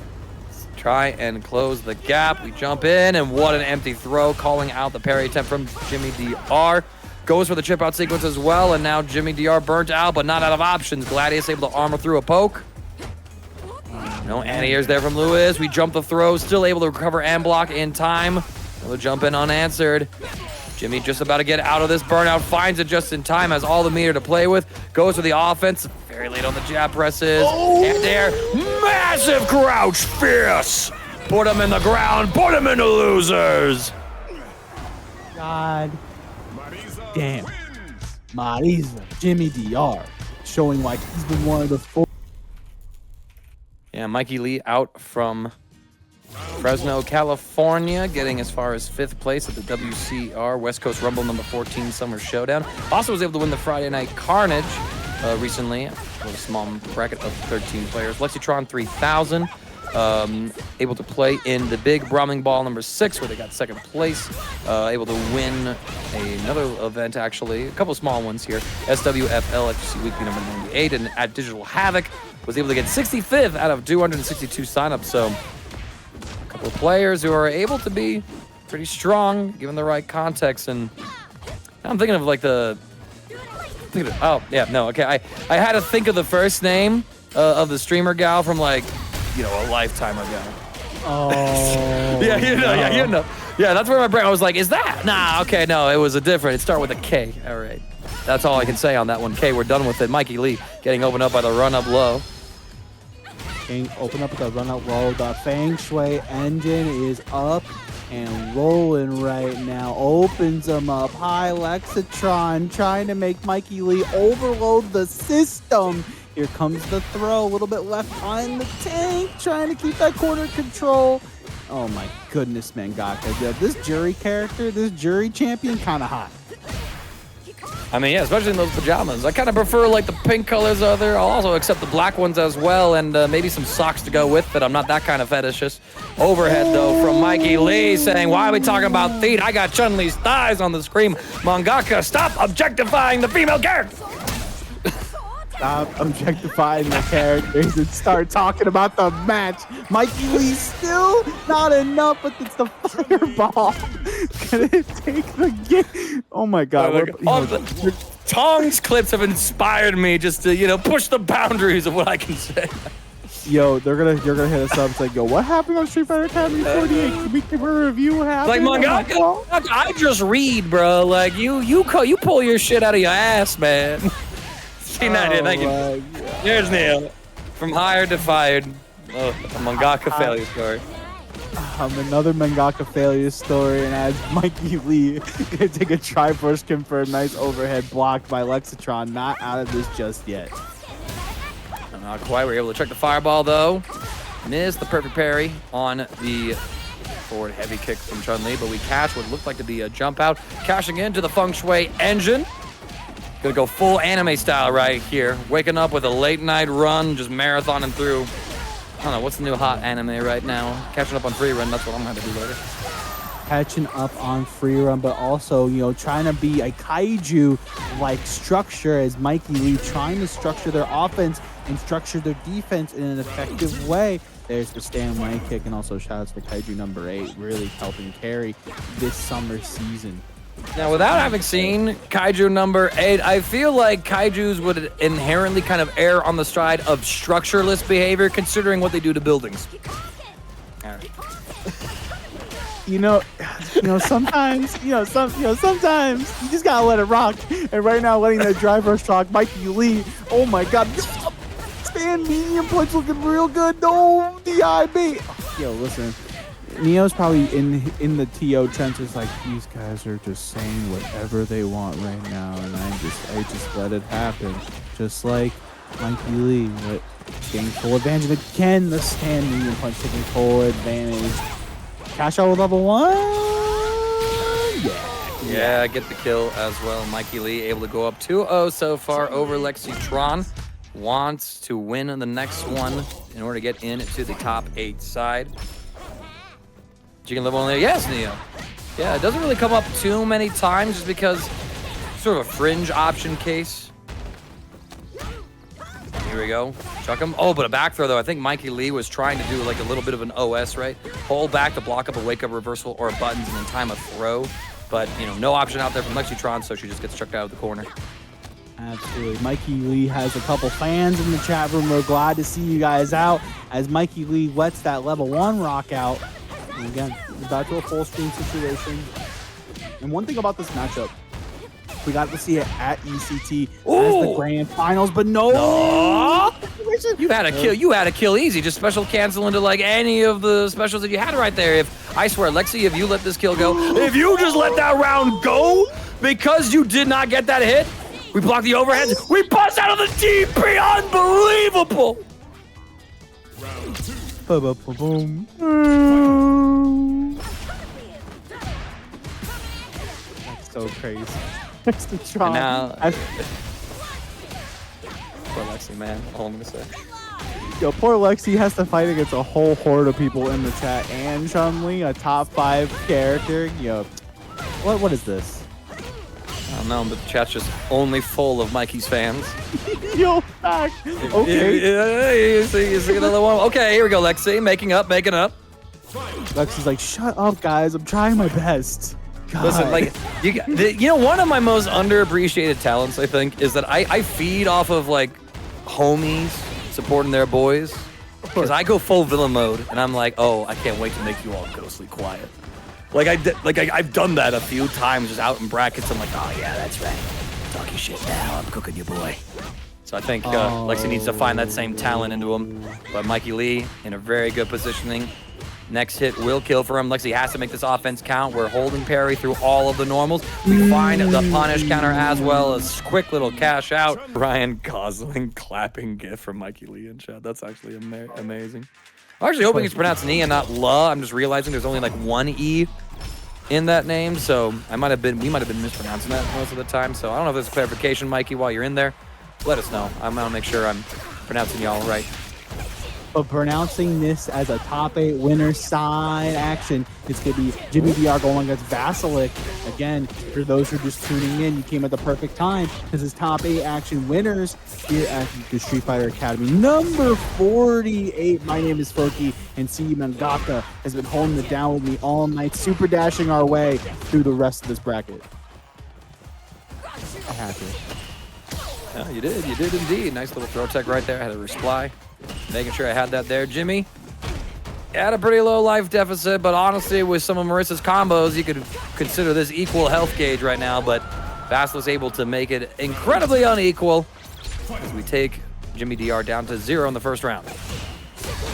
Absolutely. Taking him down to 0 is Vasiliek. And again, we've really seen the manipulation of the drive gauge from Vasiliek and really attacking these players with different options every single time. We're already seeing an adaptation from Vasiliek, knowing that you're smoking the actual Gladius and the armor that Marissa provides. If you go for those drive rush lows, and especially with a button like drive rush crouching medium kick, why not? It's plus on block, and we're getting full advantage. But Jimmy DR says, "Shut up, Floki. I'm gonna OD Gladius and get out of this situation."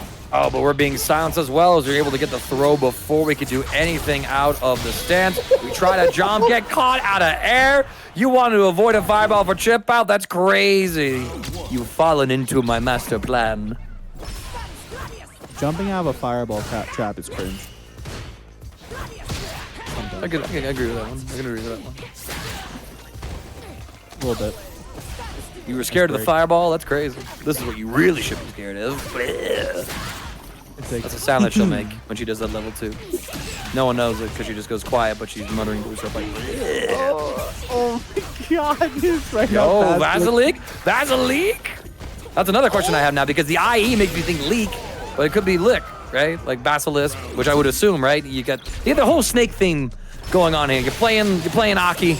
This, you know, clear serpentine design features in her kit and with her move names and everything like that. Now I'm thinking Basilisk, Chamber of Secrets, Jimmy DR, open book. He is an open book and trying to get that Sorcerer Stone, but Jimmy DR working Vasiliek to the corner, making him say his name in the process. Down to half-blood life is Vasilisk, a little less so than right now, a prisoner of Azkaban in the corner. How many more puns can I get away with? I don't know, but my man is turning yellow like the Hufflepuff. Shouts to my Hufflepuff gang somewhere. That's not a book title, though. That's like one of the... I know it's a Harry Potter, like you stated. Listen, it doesn't matter. Listen, it's going to be a goblet of fire if Vasiliek can get another round on the board, but we're on level 3. What? We were able to slide under? Yo, that recovery is criminal. Level 3, don't be a Granger. In this situation, we're getting all close and intimate, exploring those curves. Yo, Vasiliek is playing on another level tonight. The jump medium kick tries to get something going. Jimmy DR undeterred, but Vasiliek gonna get the cross up. Like, that situation was insane. Recognizing you had enough space to go for the Nightshade, and then recognizing that level 3 was still coming in recovery. You had enough time to do OD snake step. What a play from Vasiliek. And again, into another round. A rare drop from Vasilisk that wasn't immediately set up into a reset. We get scooped out of our perfect parry attempt. We tech the throw the second time around, making an immediate adjustment and correct on the hard read. Crouching medium kick from the drive rush. Catching on through. Wow, Jimmy DR, though, able to check the jump chase as Vasilisk wanted to go for more airborne style of shimmy. And look at this, we're blocking the resets now. Blocking the resets, and again the jump back jab is coming up in fruition, dude. Like, I can't believe the anti-air up punch. Jimmy DR using the whole kit of Marissa, not just one part of it. Take him forward, go through, catch him and scoop him down. Not able to make anything work just yet, but the perfect parry, Jimmy DR, after taking 2 losses, is trying to step things up, able to catch Vasiliek at the ankles. Scooping him again. One more time. Let's go gambling, okay? Oh, I can't stop winning, but dang it. Dang it. The DRI comes out to play, and Jimmy DR shows signs of life. Game 4 coming up next. Immediate jump into the Gladius to armor through any challenging option. Basically, and look at the spacing as well. Jimmy DR able to not only try and go for a meaty, but then able to chase the Serpent Slide out of the corner. The combo right here as well. Vasiliek done messing around with those things. Barely missed times. Their attempt to shimmy and punish it forward. Entrapment's going to set up the next situation. Get another one right here. Jimmy DR now in big trouble. Not dead yet. Actually, the reset will do it. Absolutely. Keep catching Jimmy DR asleep at the wheel with the sneaky impact. Vasiliek, we've been here before, though. Can he close the book on this, or we're going to have another chapter of the set, and Jimmy DR needs to defend against 2 set points. See that you brought the motif back right here as we had a huge whip, but we try to punish with a throw just to be as safe, going for the fastest option in the game, right? But Jimmy able to recover in time and tech it out, so opportunity missed. We're just going to back up. Jimmy DR trying to represent all the armored options, and Vasiliek immediately going for the multi-hitting normals of Aki. We drop the combo, though. Oh my god, we dropped the combo when you give another chance at life for Jimmy DR. Jimmy DR out of burnout. It has a full stick of butter to work with. My man's butter on Vasiliek's side, looking kind of low, trying to get something over the back throw. One last get some table to level 3. He's gonna we try to throw, but we catch him. The critical art. Vasiliek takes Jimmy DR down and secures winner's final for themselves. Sometimes you gotta go gambling, and you know what's the crazy part about that? Even definitely not an understatement, but an understatement. You know, we haven't seen Ken on stream all night, mind you. This is the first time we're True. seeing Ken, and we're getting against Chun-Li. Third strike classic. Here we go, MikeyLe going up with CrossoverRD. And this is going to be a huge test for MikeyLe, I think. The OD fireball coming through to immediately win the fireball war. Crossover, getting things started off, but yo, okay, MikeyLe. Nice call out on the Hadoken. CrossoverRD has been representing that option quite often. We take the next throw. Walk up 2 in a row. What's option number 3 for wake up? We dash forward. Try and go for the jabs. MikeyLe not teching. Finds the punish counter after the blocked fireball, and now we're back into the mid-screen. Taking it back to the mid-screen, this matchup is super meticulous as Ken, right? Because MikeyLe with Chun-Li can outpoke you at certain ranges. I know, crazy for me to say that, right? But, you know, this Ken character, you know, did get a lot of good changes this patch. You know, still a contender as one of the stronger characters in the game. Though the fact that run DP just starts up really, really fast now, but the impact's gonna find its mark. Full confirm here. Jinrai loops not even needed. It's the third strike, y'all. Level 2. Gonna take us to a game, or round number 2 for CrossoverRD. Looking to make game 1. Still really good stuff from MikeyLe in a lot of those situations, right? Having a lot of good neutral callouts against the fireball pressure, trying to use the heavy punch of Chun-Li to contest some of this space. We advance forward, catching CrossoverRD at the toes, lightning legs, the aerial version, maybe trying to bait something out. Oh my lord, we were able to defend in time against that crossover. That's messed up. That is messed up, and there's the perfect parry, and we're gonna get optimal with it. Taking the crouch confirm, and I like the run stop to make MikeyLe think twice. Here comes the full confirm off the medium Jinrai, and again, watch your dome piece. You are cleared for takeoff level 2 once again. Listen, third strike is at Evo this weekend. My man CrossoverRD busting out the level 2s for us. I don't know if you can hear me for the mouthpiece right now, Crossover, but you are the go for that.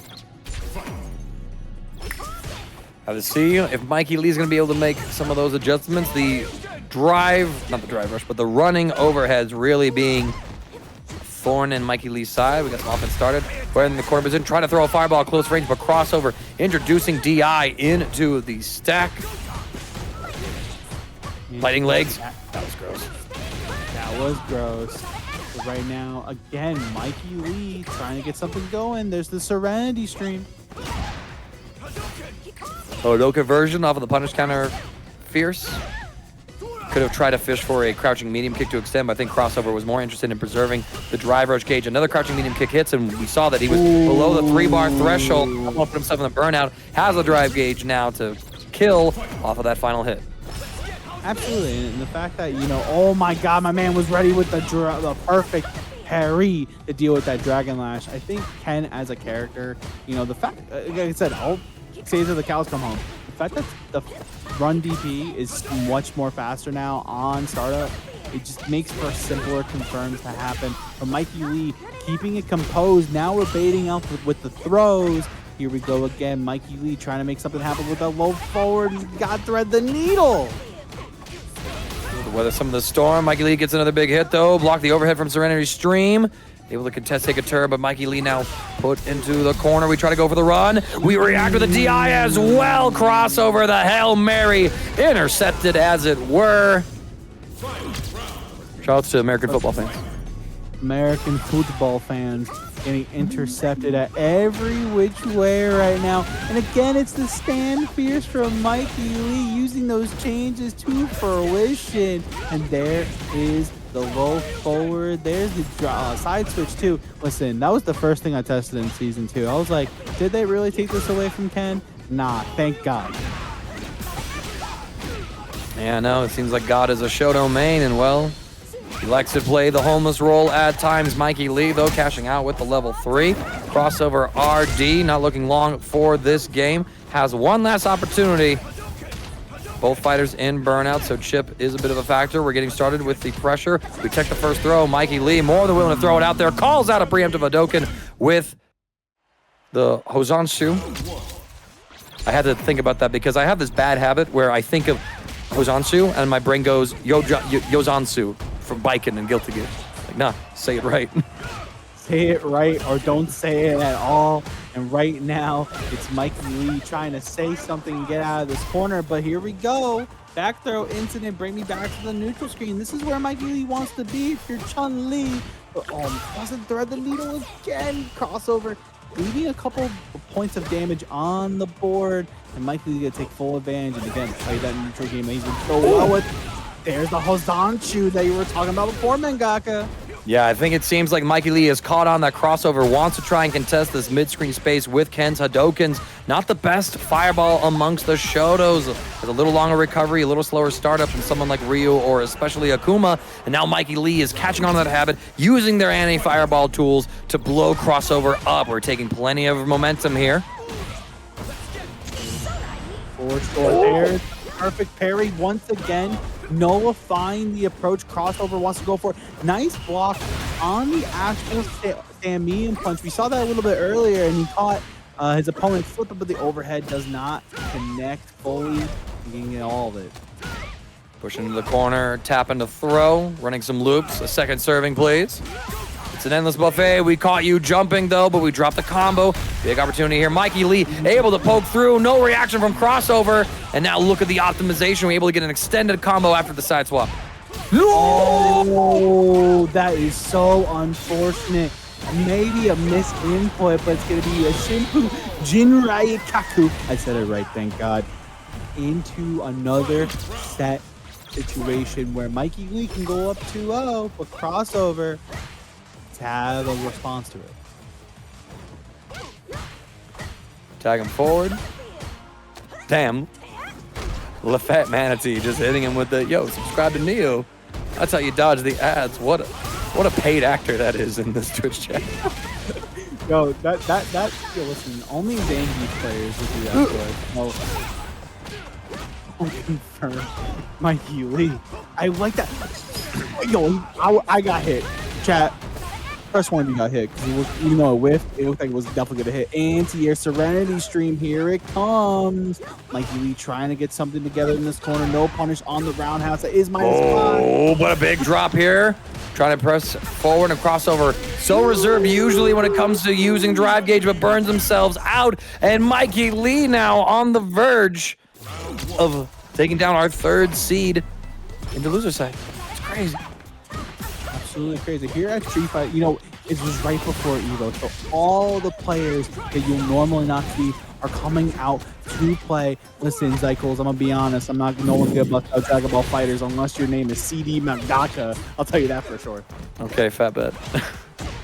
I'm ready. The man says, "Can I have this coupon for Dragon Ball? Can I apply it? Can I transfer it to another game?" That's crazy. Actually, Neo probably should update that to include those games. He plays Street Fighter more than he plays Dragon Ball. Among Us Arena works too. I'm crying, bro. Among Us Arena. Okay, he's updating everything. Heck yeah. But speaking of updating everything, we got Crossover updating the round count with that crouching medium punch. And listen, I don't want no one yelling, "Oh no!" at this point. If you know, you know. Shout out to Power Stone. All right, run forward. Crossover wanted to try and steal the turn back with a perfect parry attempt, but MikeyLe's intentions were to walk forward, and I love it. Using the OD up kicks to get a guaranteed punish on the Jinrai sequence. It's a strong tool of Ken's, but when you got resources, there are holes against it. You can play parry mind games, try and make the DI punish if you see that he goes for the light version of it. Or as we saw there, you know, just use an OD reversal. Level 3 to cash out, restoring our own drive gauge, damaging crossovers. And now you're in a guess for game situation. Guess for game situation on the board for MikeyLe. And again, stand fierce. I will keep saying it. It's coming out to play. It's safe. It goes far. It's been her legacy button for so long. We were talking about before, but the throw is going to set up a set point situation in a winner's finals potential berth for MikeyLe if he can close it out against Crossover. The fans are coming back out into the Twitch chat. MikeyLe absorbing their energy, but CrossoverRD with the patience is able to punish. The up kicks goes into level 3 to force MikeyLe into burnout. Uh-oh, crossover gonna take full advantage, and you have nothing in terms of meter. Ooh. Tries to up kick, but nobody home. Crossover's gonna finish it up with the perfect 7 golden letters. Crossover not out of it just yet. 19 seconds was all it took to accumulate the correct 7 letters to spell the ancient curse word and inflict it upon MikeyLe. And now we're starting up final game. Not quite final round just yet, but Neo's pulled out the script. So my friends, I think we got 3 more rounds to go of this. The actual script is out to play. OD up kicks, but no commits to the slidey. And it's going to be crossover. Going to start the Jinrai pressure. And again, if I am crossover, I am trying to get in. If I'm MikeyLe, I am trying to defend house. If MikeyLe working toward the burnout out, but we dropped the ball. This is huge. Try to go for the jump heavy kick to get the launch, and then could have done whatever it was that he wanted to do with it. Probably a drive rush into heavy punch, and then Tatsu. Running Tatsu, that is. Holding the pressure. Delay on the throw this time. MikeyLe doesn't get the tech. This is looking kind of spooky right now. The jump in, but he doesn't thread the needle with the confirm. Unfortunate. MikeyLe still staying composed, undeterred from Oh, what a walk back! What a walk back indeed, Mangaka. Set point for CrossoverRD to cement his place in the winners finals. But the fan favorite MikeyLe still has one last life bar on the table. Lightning Legs is actually going to lead to a full confirm. We're going to cash out some of our super gauge with the level 2. Going to be able to build up a little bit, getting ourselves into level 1. So make sure that we got plenty of stocks because, you know, if MikeyLe wants to win this whole set, has to win the round. So we're tagging on the damage as early as possible. And really get the resources.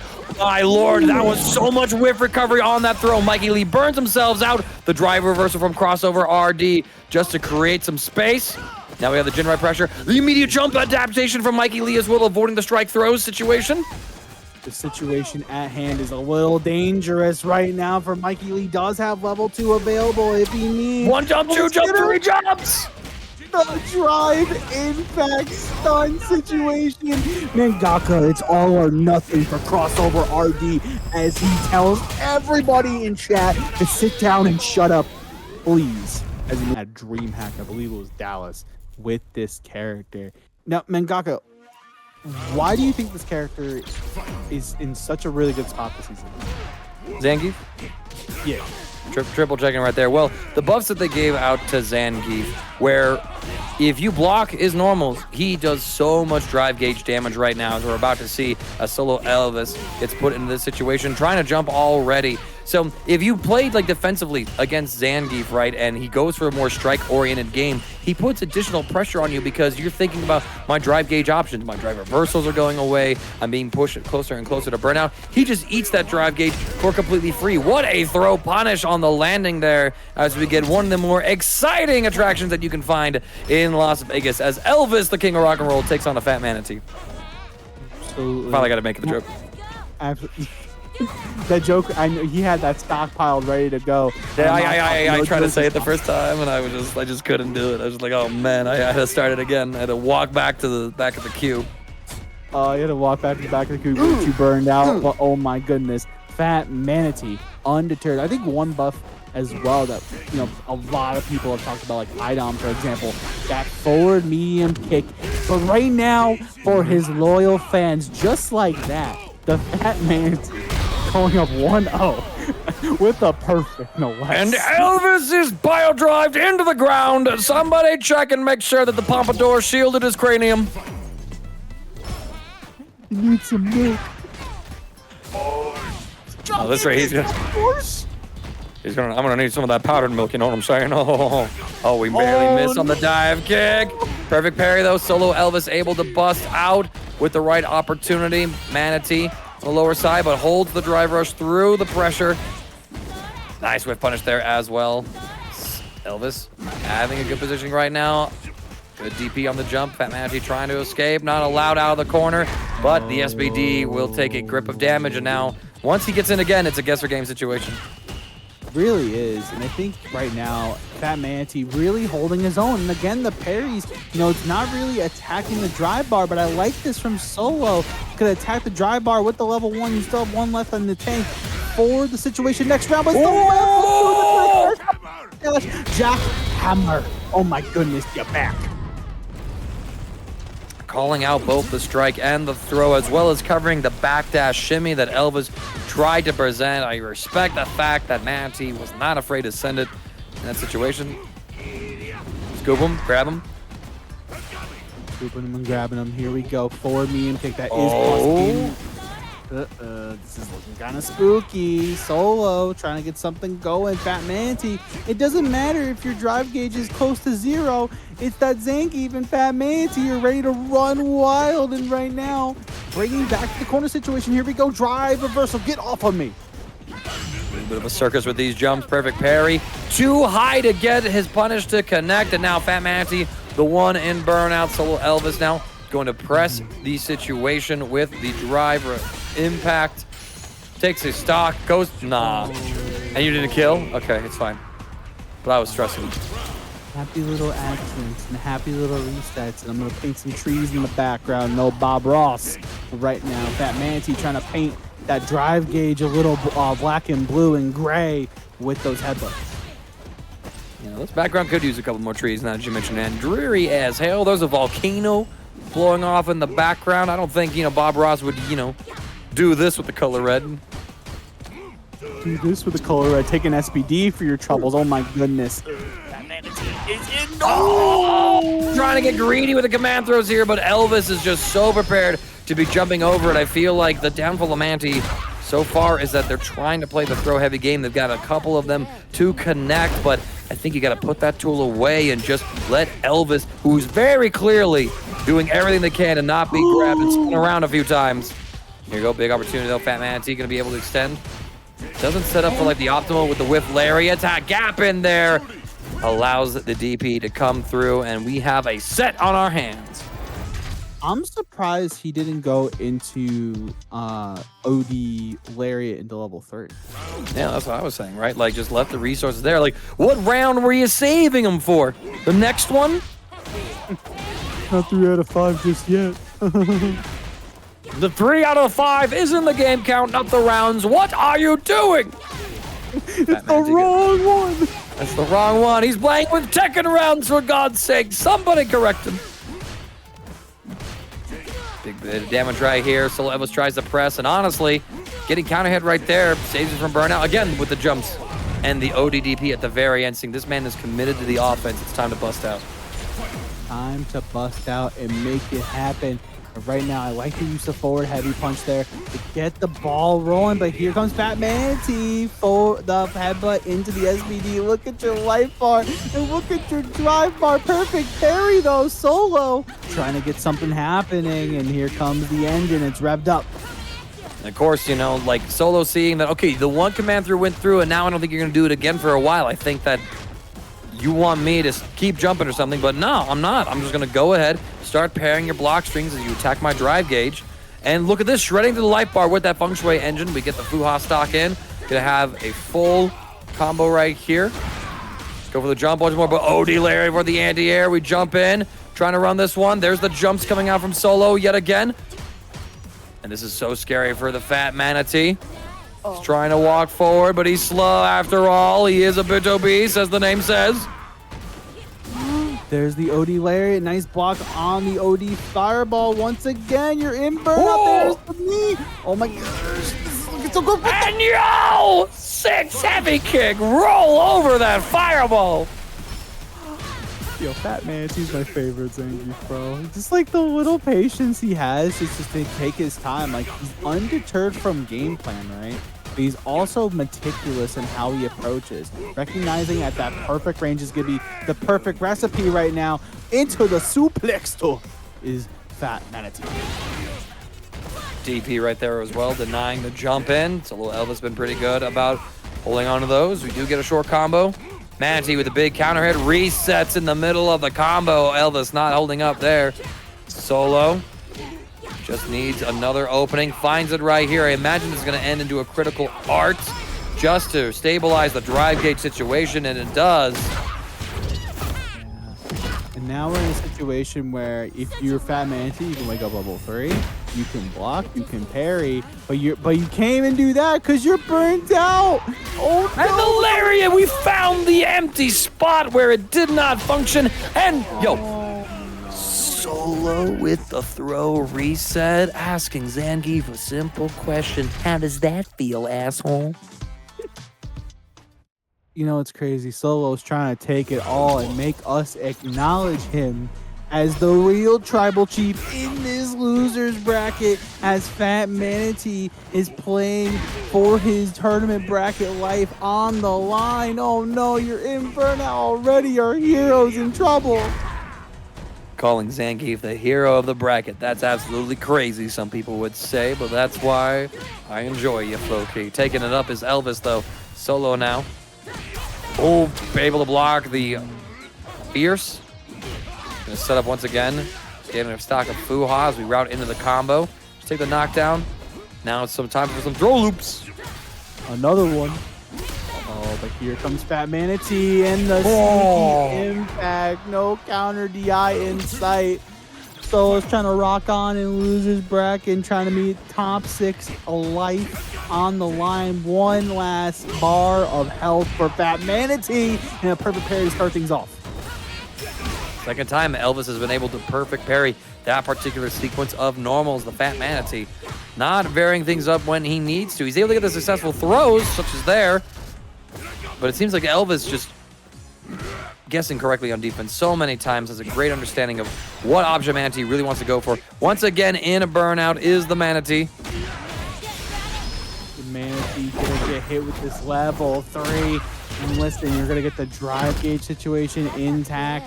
You're gonna have one last guess on the table, quite potentially, and a stun to worry about as well. The jump Fierce, and it's just poetic right now. One last guess on the table, and there's the stun. No level 3 in sight. Solo's gonna take his solo and move on into losers top 6. The Fat Manatee, listen, you had a great run. I want to be Slice and dice. Number 1 and 2 on the sticks. It's gonna be an interesting one. Here we go.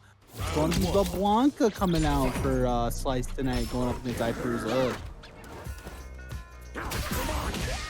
All right, we're able to catch with the first opening here. Gonna be a nice little combo. Slice not quite able to punish the throw tech attempt, but we do anti-air, and now iPru in the corner and effectively in Blanca's zones. Nice check. And the nice cross up. Cross up for sure. You know, Zykel's already making the prediction in chat, but iPru gonna have something to say about it. Here we go. Nice confirm off the Crouch Fierce anti-air. It's actually kind of tricky to get that confirmed too. So the fact that iPru is ready with that. Nice block on the DI, Mangaka. Yo! Ready. Indeed ready. So like even having the normal perfectly timed to punish the landing after the Blanca ball to escape the corner. We're gonna get a charge of Windstock. Counter Spire gonna whiff, so no plus frames today, but we intercept the hop forward with a crouching light kick. iPru, despite how that round started, able to take it. Exactly. And right now, iPru, you know, that's again the anti-airs from the Crouch Fears that are coming up in spades for iPru. And again, this is loser side. This is for 7th place, believe it or not. So the Lightning Beast is going to come out for Slice, but the Blanca Chan's right behind him. And now it's completely off screen. Cyberman would have walked back. Cyberman doesn't yeet himself out of the corner. He says, nah, I'm coming back. I have a thirst for blood. Again, just to paint that picture. Oh, huge pickup here, though, as Slice should be able to wrap this up. Yo, send her to the moon with that combo, like, before she even flies over. Like, 3, 2, 1, lift off. Literally. So right now, again, important round, as always, the pivotal round 3. Right now, iPru's got 3 sticks of butter ready to go. In one situation, that level 3, which is still one of the strongest in the game, could still be a problem for Slice. Gotta be careful right now. Mangaka level 2, though. That's a start. Indeed it is. We're going to be put into the corner now. Slice Sets up the Blanca Chan, detonates it here. We get the plus frame. That's a sneaky command go in between the Blanca Chan procs. And then you steal the sides not once, but twice to set him into the DI. The mental stack is too high, but the combo drops are as well. We miss a punish. Peru, though, able to get the next hit. Slice in a burnout from the overextension. The full cash out. Peru, by the skin of their teeth, able to take game 1 over a tragic drop on Slice's Blanca. Slice's Blanca still looking pretty good, but unfortunate drops right now from Slice. Again, still 3 out of 5, still plenty of time for Slice to make those readjustments, but maybe the character switch, it's looking like it. Here comes the counter pick. Naldal sleep. No. Peru are calling it in the chat. Well, yeah, of course, right? And I mean, like, I can see why here. Like, all intents and purposes, Blanca was working. We just had a combo drop at the very end of it, right? And that, you know, to Slice might have just communicated, okay, I'm not there yet with the Blanca. I'm not quite dialed in, and I don't want to try to play game 2 out and lose that one as well because I'm not executing with this character, and then leave it up to Dalsum under maximum pressure situations. And now we're going to have a nice, slow, gentlemanly game as Lily's hot yoga course takes a rather weird turn.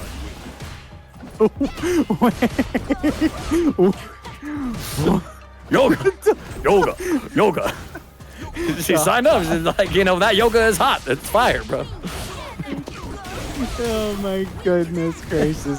Peru still in the advantage state with those wind spires and winds together right now. Only he can hear the wind spirits himself.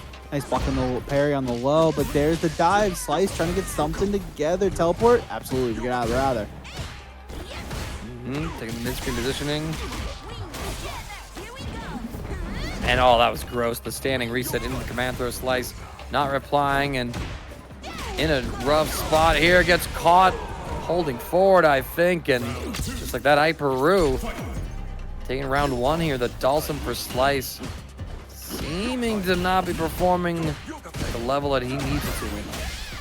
I think, though, the sim is doing okay, right? Like, it's like this Blanca we were talking about before. Now, no. Slice did perform really well with both the Dalsum and the Blanca at UMAD and Gamo beforehand. So maybe it's just a matchup unfamiliarity coming out for Slice, but nice shimmy. He's gonna take full advantage of this. Doesn't burn the level 3. We're gonna set up the orb, but nope. Okay. That was the bait of the year. He was like, I know we're gonna pay it right now, and you have to still deal with this recovery. Take the throw. Yo, and that ball was still up there in the sky, taking forever and a day to come on down. So it might have been part of the setup as well, just to... And 1 + 1 = fish in this house. I don't know what you're talking about. Anyways, back to the match at hand. Peru still looking for an answer right now for this Fortress defense that we've been talking about, but the level 1's not going to thread the needle, but instead the stand medium punch is going to even out the game counts right now. Again, this is loser sign action. Loser, this does go back to ranked. The winner, this gets to meet MikeyLe in loser's court.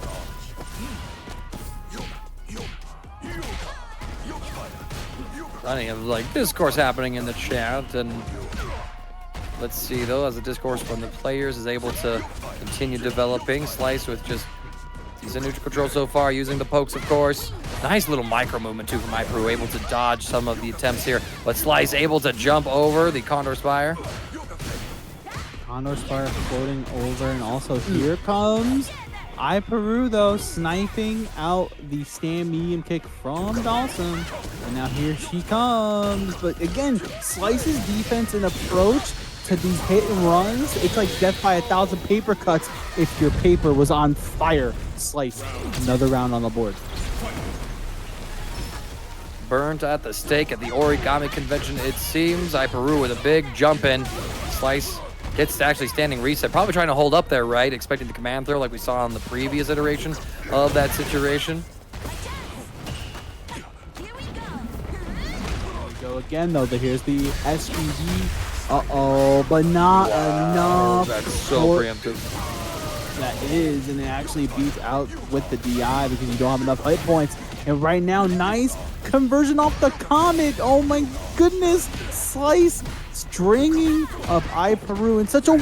What a call out of the Condor dive. One last guess on the table. And once again, Slice's Fortress defense in the way he's been meticulous with his button presses has been coming up so well, Mangaka. Slice looking to make a statement against Peru.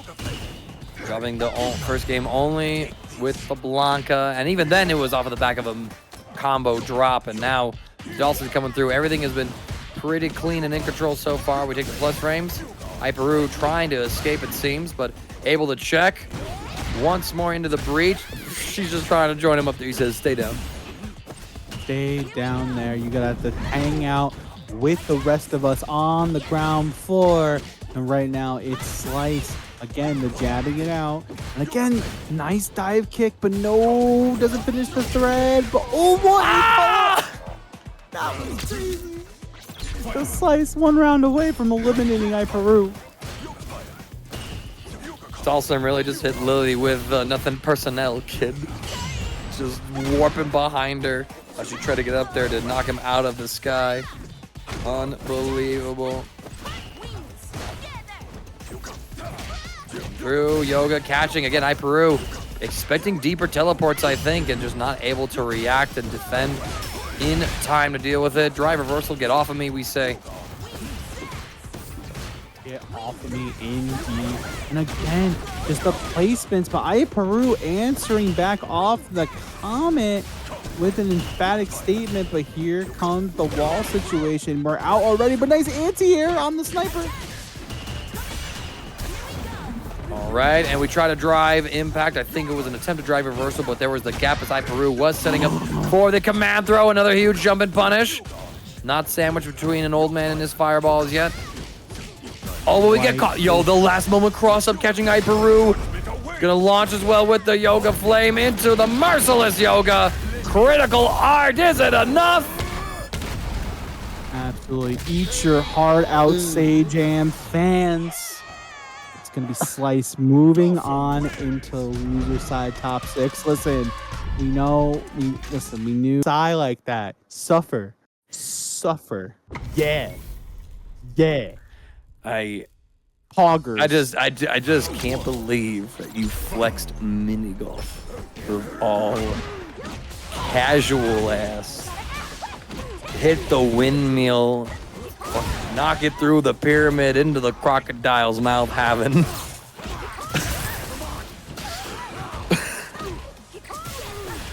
All right, he got me good, chat. Here we are. Slice back on the Blanca. MikeyLe onto the Chun-Li.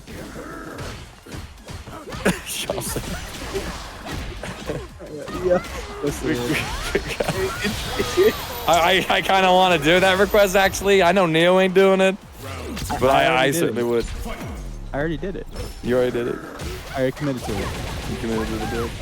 I already committed to the bit, like my man MikeyLe committing to this OD normal kicks. And again, the anti-air spacing trap. MikeyLe looking real good. And again, we've seen this before from Slice. He's been testing out the Blanca 1 game, and I'm wondering if he does lose, he goes to the Dawson, and right now he's gonna set up the meaty fireball Oki, and again, throw one last guess on the table. It's a drive reversal. Mangaka, I don't know right now. This Blanca pit kind of looking. Oh! Yeah. I think we have the winning recipe here for Slice tonight. Play Blanca in game 1, lose, switch over to Dawson, profit. And certainly we are going back to another version of the script that is out there tonight. This one of Slice's own creation.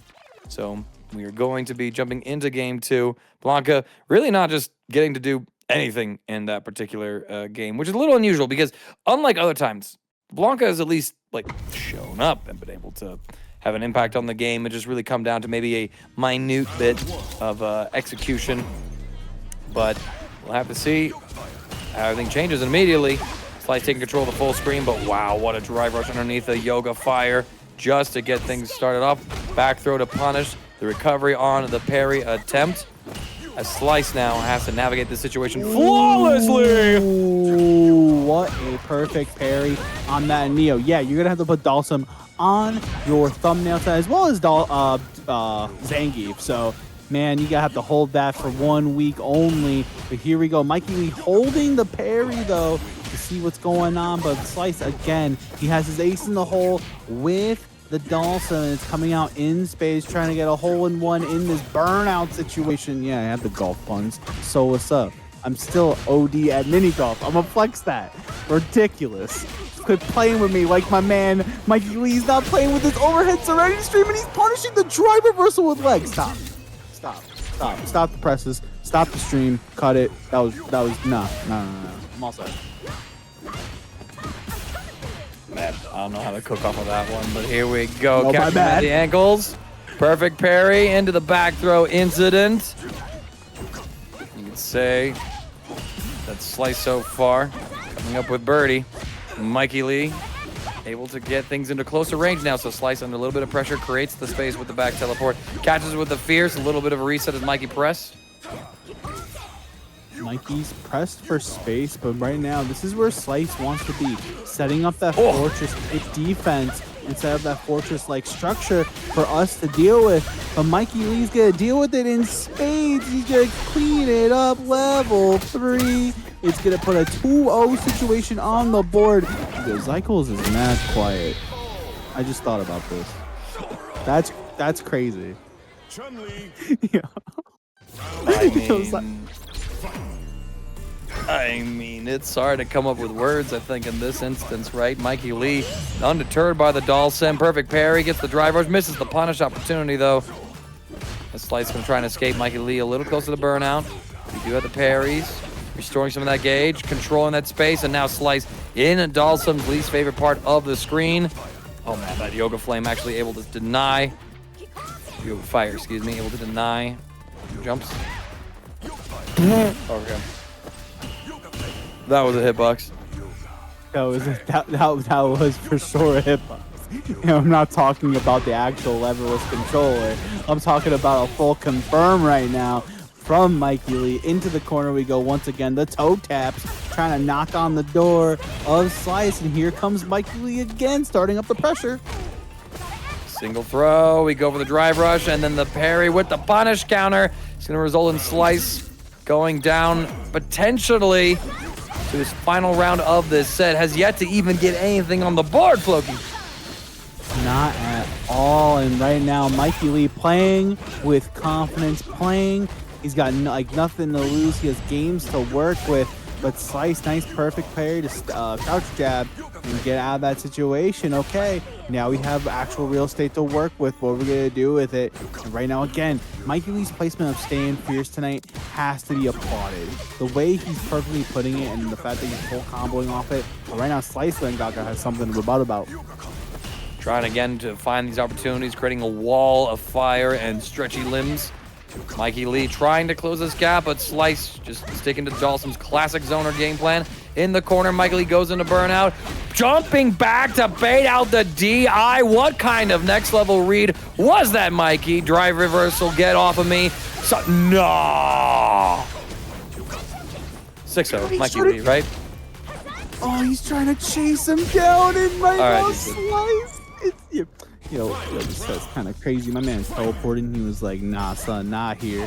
Yo, the S in Slice stands for sus. Sus Slice! That's how it all comes together. What were your voice cycles? What were your voice? All right, taking forward. Trying to get this shimmies through. Slice seeing that throws are being threatened, so we go through. Sorry. God. Fat Mancy breaking me with the Nanja. Stands for Slice. Nah, man. Nah, get this guy a microphone and a limelight, man. Comedy Central over here. We need Fat Nancy. Oh my God. Okay, opportunity. There's guess for game. Drive reversal, we don't guess. Yoga Fire. Again, closer to being out of burnout is MikeyLe. He's got to make something happen, but it's the sniper to get a game on the board. Slice showing signs of life. Listen, Fat Man, it's okay. We understand. We just get the voiceover for YouTube. You'll be fine. And yeah, MikeyLe just sort of losing out on patience at the end of that game, right? Falling into a habit of throwing a couple too many fireballs, giving Slice the moment to teleport in and get the punish. So finally, it took a little bit of time for Dalsum to come online, but Slice able to keep things competitive. In the scramble of what we have is MikeyLe getting a bit of offense. Drive impact not going to lead to anything too crazy. Still able to block despite the very early Yozanshu. Yozanshu getting snuffed, and here comes Slice, and there's the stun. You know, this is the first time we've really seen Slice get really aggressive with it, and it's coming up in spades. Slice, another round on the board. It's finally starting to come up. Slice, and can he cut his way to a game 5?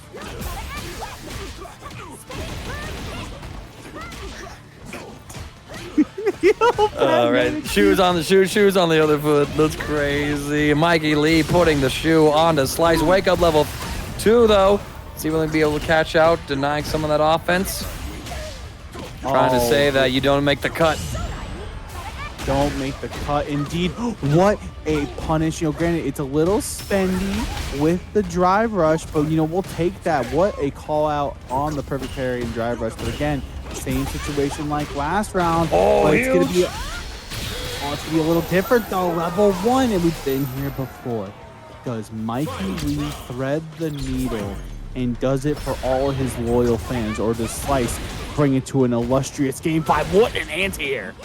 Oh my gosh, and chasing the jump as well, calling out Slice, trying to go for the dive kick to punish a throw attempt. Cash out on level 2 just to apply more damage, a bit of pressure onto the drive gauge. Oh my god, the up kick's able to deal. We disengage, barely missing with that fierce.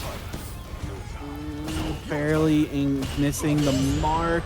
MikeyLe again, the drive rush. No, the rush. Oh, it's okay. It's okay. We're in burnout though. Slice still alive, still has plenty of butter in the fridge. Well, the Yoga Fire going through. We're able to hold on. We miss time.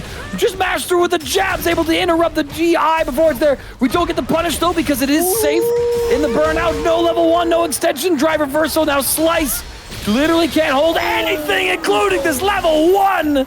MikeyLe qualifies for top 4. Very strong characters are going to be pulling up today to see who is going to qualify into grand finals on winner's side. And y'all, there are simply too many codes left in the match arena. I need every single stand that MikeyLe has in chat, because I see y'all here. Pull up in there, claim the rest of those codes. Your boy's in top 4. You need to make sure he's able to get a cut of this prize pool. Absolutely, but here we go. Winners finale tonight. You know, we already saw players like Boost. We've already seen Crossover as well do so well with the Ken Masters. But a character like Aki and how meticulous she can be with how she can approach neutral and how she can approach drive rushes, it kind of gets tricky. What a cruel fate to get over the fireball. One of the other things too, we talked about Aki's anti-airs before, but now that we see that she's up against Ken, plenty of her anti-fireball tools have been buffed as well. So it kind of has inversed some of her bad matchups before that were defined by her inability to really contest the fireballs. But now, pretty consistent. Nice anti-air there with the lash. There's the throw. Uh-oh, baited. Now you gotta take a full situation. And the overhead once again, Mangaka. I don't know how many times I gotta say it. This guy in overhead is like peanut butter and jelly, and my man's gonna get a full confirm level 3. Game 1 goes to Vasiliek, and this one is final. All right, starting off really strong, but we've seen Crossover able to make the adjustments before.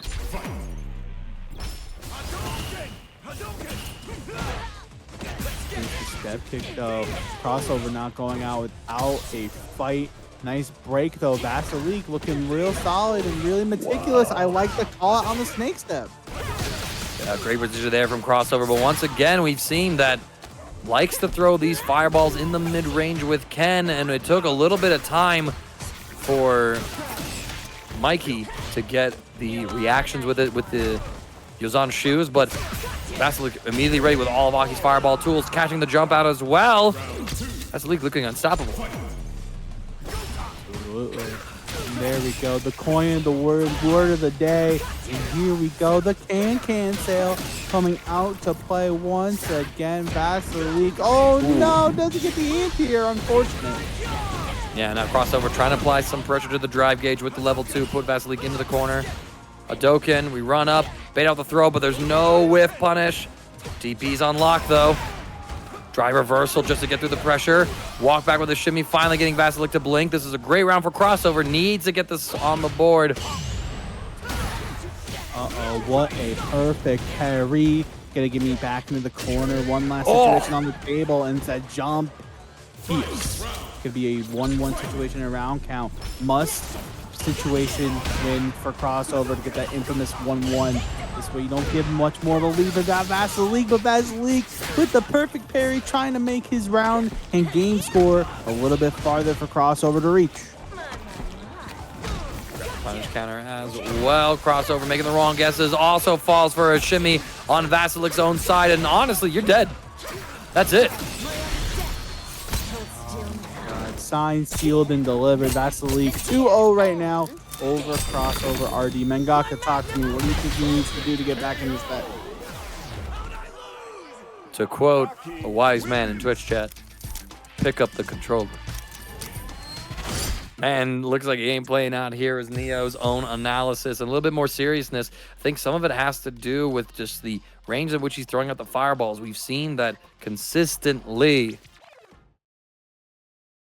We've had the reactions to deal with it on Vasiliek's side, denying. And actually, I think we went back for a quick character swap. Everyone else there is pumping out with a DJ, so this might be the answer Crossover was looking for. Quite possibly. What's going on, AXG? Hope you're having a great time. Perfect time for you to join us. This is our winners finals here tonight at Street Fighter Academy number 48. It's Vasiliek up 2-0 right now against Crossover, and Crossover busting out the DJ. No intercept though, Vasiliek not really letting Crossover get any momentum at the moment. Drive rush war goes DJ's way. And now Crossover going to be able to start applying some of this pressure. Jumps over the fireball a little too aggressively. Vasiliek ready with the anti-air serpent lash. But we jump the entrapment. The adjustments are starting to come through, Floki. The adjustments are, and I think the DJ was the ticket to that. I feel like he's way more comfortable in the pocket with DJ in this matchup in particular, but nice punish on the knee shot. Back throw incident. You don't have level 2, so you don't have an invincible reversal. Gotta be careful about that corner situation, but it's the knee shot again. Crossover there with no drive gauge to extend that combo. Vasiliek able to get one throw through. The overhead's gonna counter hit. Crossover pressed at the worst possible moment. Throwing away the round. Throwing away the round and almost the set, and the DI is going to get snuffed out. Vasiliek gonna get the level 3 and get the life lead and the drive lead. Oh my goodness, Vasiliek set point 1 or 2 situations left on the table for Crossover. What is it gonna be looking like? We once again shimmy Crossover, trying to be a little too active on defense. The DI mash into the entrapment, the punish counter, not going to be coming through, no extra damage. And Vasiliek, are you about to get a third round 2, well, round winning perfect in a row? OD Nightshade. No! Oh my God, the throw. Vasiliek with a statement. 3-0. Far into this bracket solo. Starting from the loser's side at the top 8, MikeyLe able to advance on, beating out the number 2 seed Slice for tonight. So let's see how everything begins right here. In fact, is this who sent solo to losers again? Hold up, I gotta look at this. I gotta remind myself. Absolutely. Remind yourself as we get the party started right now. Solo trying to have a little guitar solo and trying to make their way in the losers finals But MikeyLe's been playing so well all night. MikeyLe did lose to Crossover earlier in our top 8. But right now, MikeyLe undeterred from the situation. You know, he did have to play against a jury a little bit earlier in the... I believe it was solo, actually. Hold up a second. Okay, I'm looking through and I just realized that MikeyLe double Jeopardy sliced him. Like he sent Slice to losers in the finals to get out of pools. That's insane. Damn. That is insane. But right now, Solo is doing a really good job. Level 3, undeterred in making this happen. So MikeyLe, to get into top 8, had to play Lexitron 3000. So he already has the jury matchup under his belt tonight. But can he do it against another jury like Solo's? And very meticulous in action. I really I like that situation with DI though. Like it kept him in place with the fireball, right? So he didn't like fall back after, you know, sometimes you get the fadeaway. And it just, what a play by Solo. Yeah, but MikeyLe, with the incorrect reaction at the end there, did not have enough life to tank the hit against the drive impact, so his own quick reactions coming back to haunt him. But look at this, the read on the throw attempt with the Tiger Knee Lightning Legs. Bring him on up, advancing. MikeyLe in a pretty good spot, putting Solo closer to the corner, but the jump, switch the script. Switching the script for sure, and I think MikeyLe, you know, trying to get back to what we've been seeing from him tonight. Very meticulous play style, very patient as well, picking their spots pretty well. But Solo gonna get something going with this forward heavy punch. He get something rolling now. Into the corner we go, get another Fuha store. All right, we're at the 2 with the fireball now. Trying to get a little bit of a gap. Just one more hit is all Mikey needs. Tries to threaten the walk-up throw. Jumped in, though, on the fireball. Solo with all this drive gauge and 2 stocks of super in the back pocket. Oh, gonna cash out with the Fuha. But combo drop. Nah! What? Are you kidding me? You just had a level 1, bro. Like, level 1 would have killed, no? Or am I tripping? No, you're not. Instead, this situation, you overspent. That's wild. And now we're in a final round situation already here between these 2 players. Goodness, and again, Solo gonna be rocking into a 2-0 situation just like that against Mikey.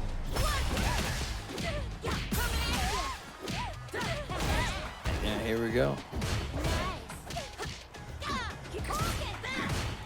MikeyLe has been having a great run all night long, but it seems like Solo just might be the one to put an end to it at this rate. Serpent Stream, or Serpent Stream? Serenity, thank you. Aki's on my brain. I said Serpent, was like, nah, that ain't Chun-Li. Ain't no shot that's Chun-Li. That's crazy. Absolutely. So right now, Solo gonna get anti-air for their troubles. MikeyLe still in the driver's seat this round. What a call out on the drive rush overhead. But there's the low fuller we've been seeing him do all night. Level 1, cleaning it up. And again, Mikey, this is the first time all night I've noticed that he's just not comfortable in the pocket.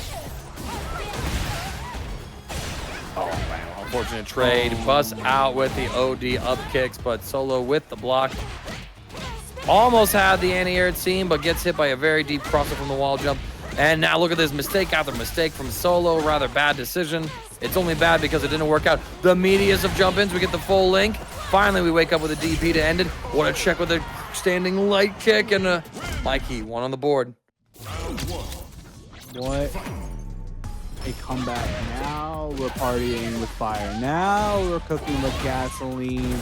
And right now, it's Solo again, chilling at a 2-1 lead in this set. And again, MikeyLe trying to get out of this corner, but nothing is working. Nothing is coming up, Mikey.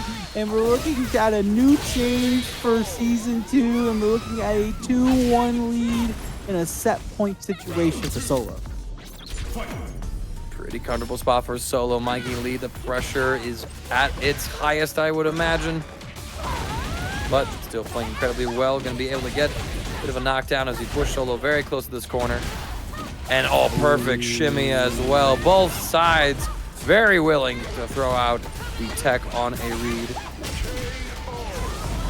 And there it is, the back fierce, saving himself again. MikeyLe making the adjustments needed, but Solo trying to close the door on this potential comeback. There's the overhead, the engine is revved up. Safe jump city, here we come.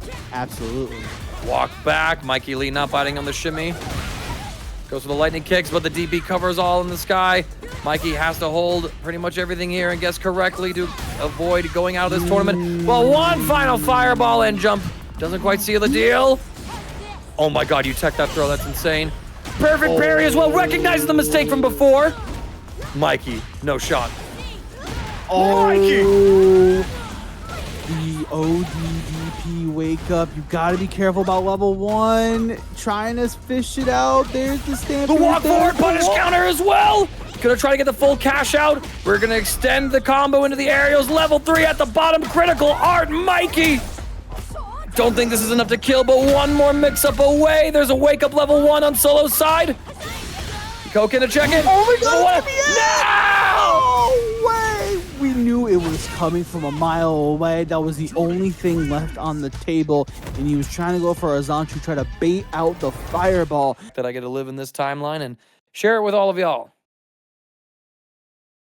Give me a good one for Chore. And again, losers finals action. Crossover playing no games, going right to the DJ. It's gonna be Crossover versus Solo for your losers finals here tonight at Street Fighter Academy number 48. Let's get it going. Slow start. Oh, is there lag? Nah. Now? Nah, man. Are we coin flipping now? I don't know, mate. This is... Oh, God. I'm gonna be sick.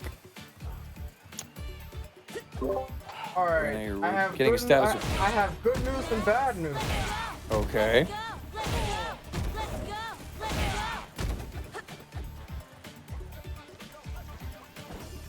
Well then, news, Neo? News? Okay, so they're not lagging, but Crossover picked DJ by accident. Ah, okay. Okay. Yeah, I see that one. He usually opens up with the Ken, and I feel like the DJ was sort of like a let me try this sort of thing. So they're just explaining the situation. Can happen sometimes, right? You know, you're queued up with the online tournaments. He remembers the last character that you picked, and then all of a sudden you go, wait a minute, no. So, seems like we'll just be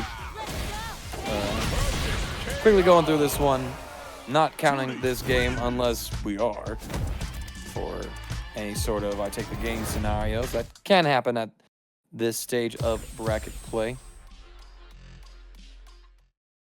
Yep. But here we go. The Ken Masters is selected. It's gonna be Ken versus Jury. It's gonna be Crossover versus Solo here at Losers Finals. One last opponent awaits the winner of this in Vasiliek. Here we go, Mangaka. Starting off, we got a Fuha stock down. Crouch medium kick is going to catch, and now we should be able to push this Ken towards the corner. Crossover not biting. Punish, now it's his turn to rock and roll. We see Solo react to the run-up with an attempt to parry. Doesn't quite time it right. Crossover in a really good spot when it comes to the drive gauge. I think Crossover, the one thing that he's really good at being meticulous about the drive gauge as well. And I think right now, especially in this matchup, especially with a character like Jury, you want to be attacking the drive gauge sooner rather than later, because now you're in a burnout situation, and right now Crossover is going to take full advantage. That guy lied. I'm sorry. My bad. Still, it was a mid-screen hit. Yo, nice conversion using the Tatsu EX Fireball just to maintain offense. We back up, call up the jump with the Dragon Punch. Clinical round from Crossover. Clinical indeed. The crazy thing is, if he could have actually DP'd at the end of the Tatsu, and actually could you technically get a juggle point off of it, but totally fine. Crossover, still making it happen, still making things work. Look how meticulous Crossover is right now. he's just holding neutral. Like he's not, like he's just down the clown and down the hold down back. And right now, Solo's taking full advantage of that, getting the knockdown situation on the table. Nice DP spacing trap. One last potential guess on the table for this round. If I'm crossover, we get out of there. ODDP. Say it again, though, says Solo. Trying to run the offense through. Crossover finds the jab, but does not get the pickup. Drops the combo, and that lets Solo get the DP punish on what should have been a combo route.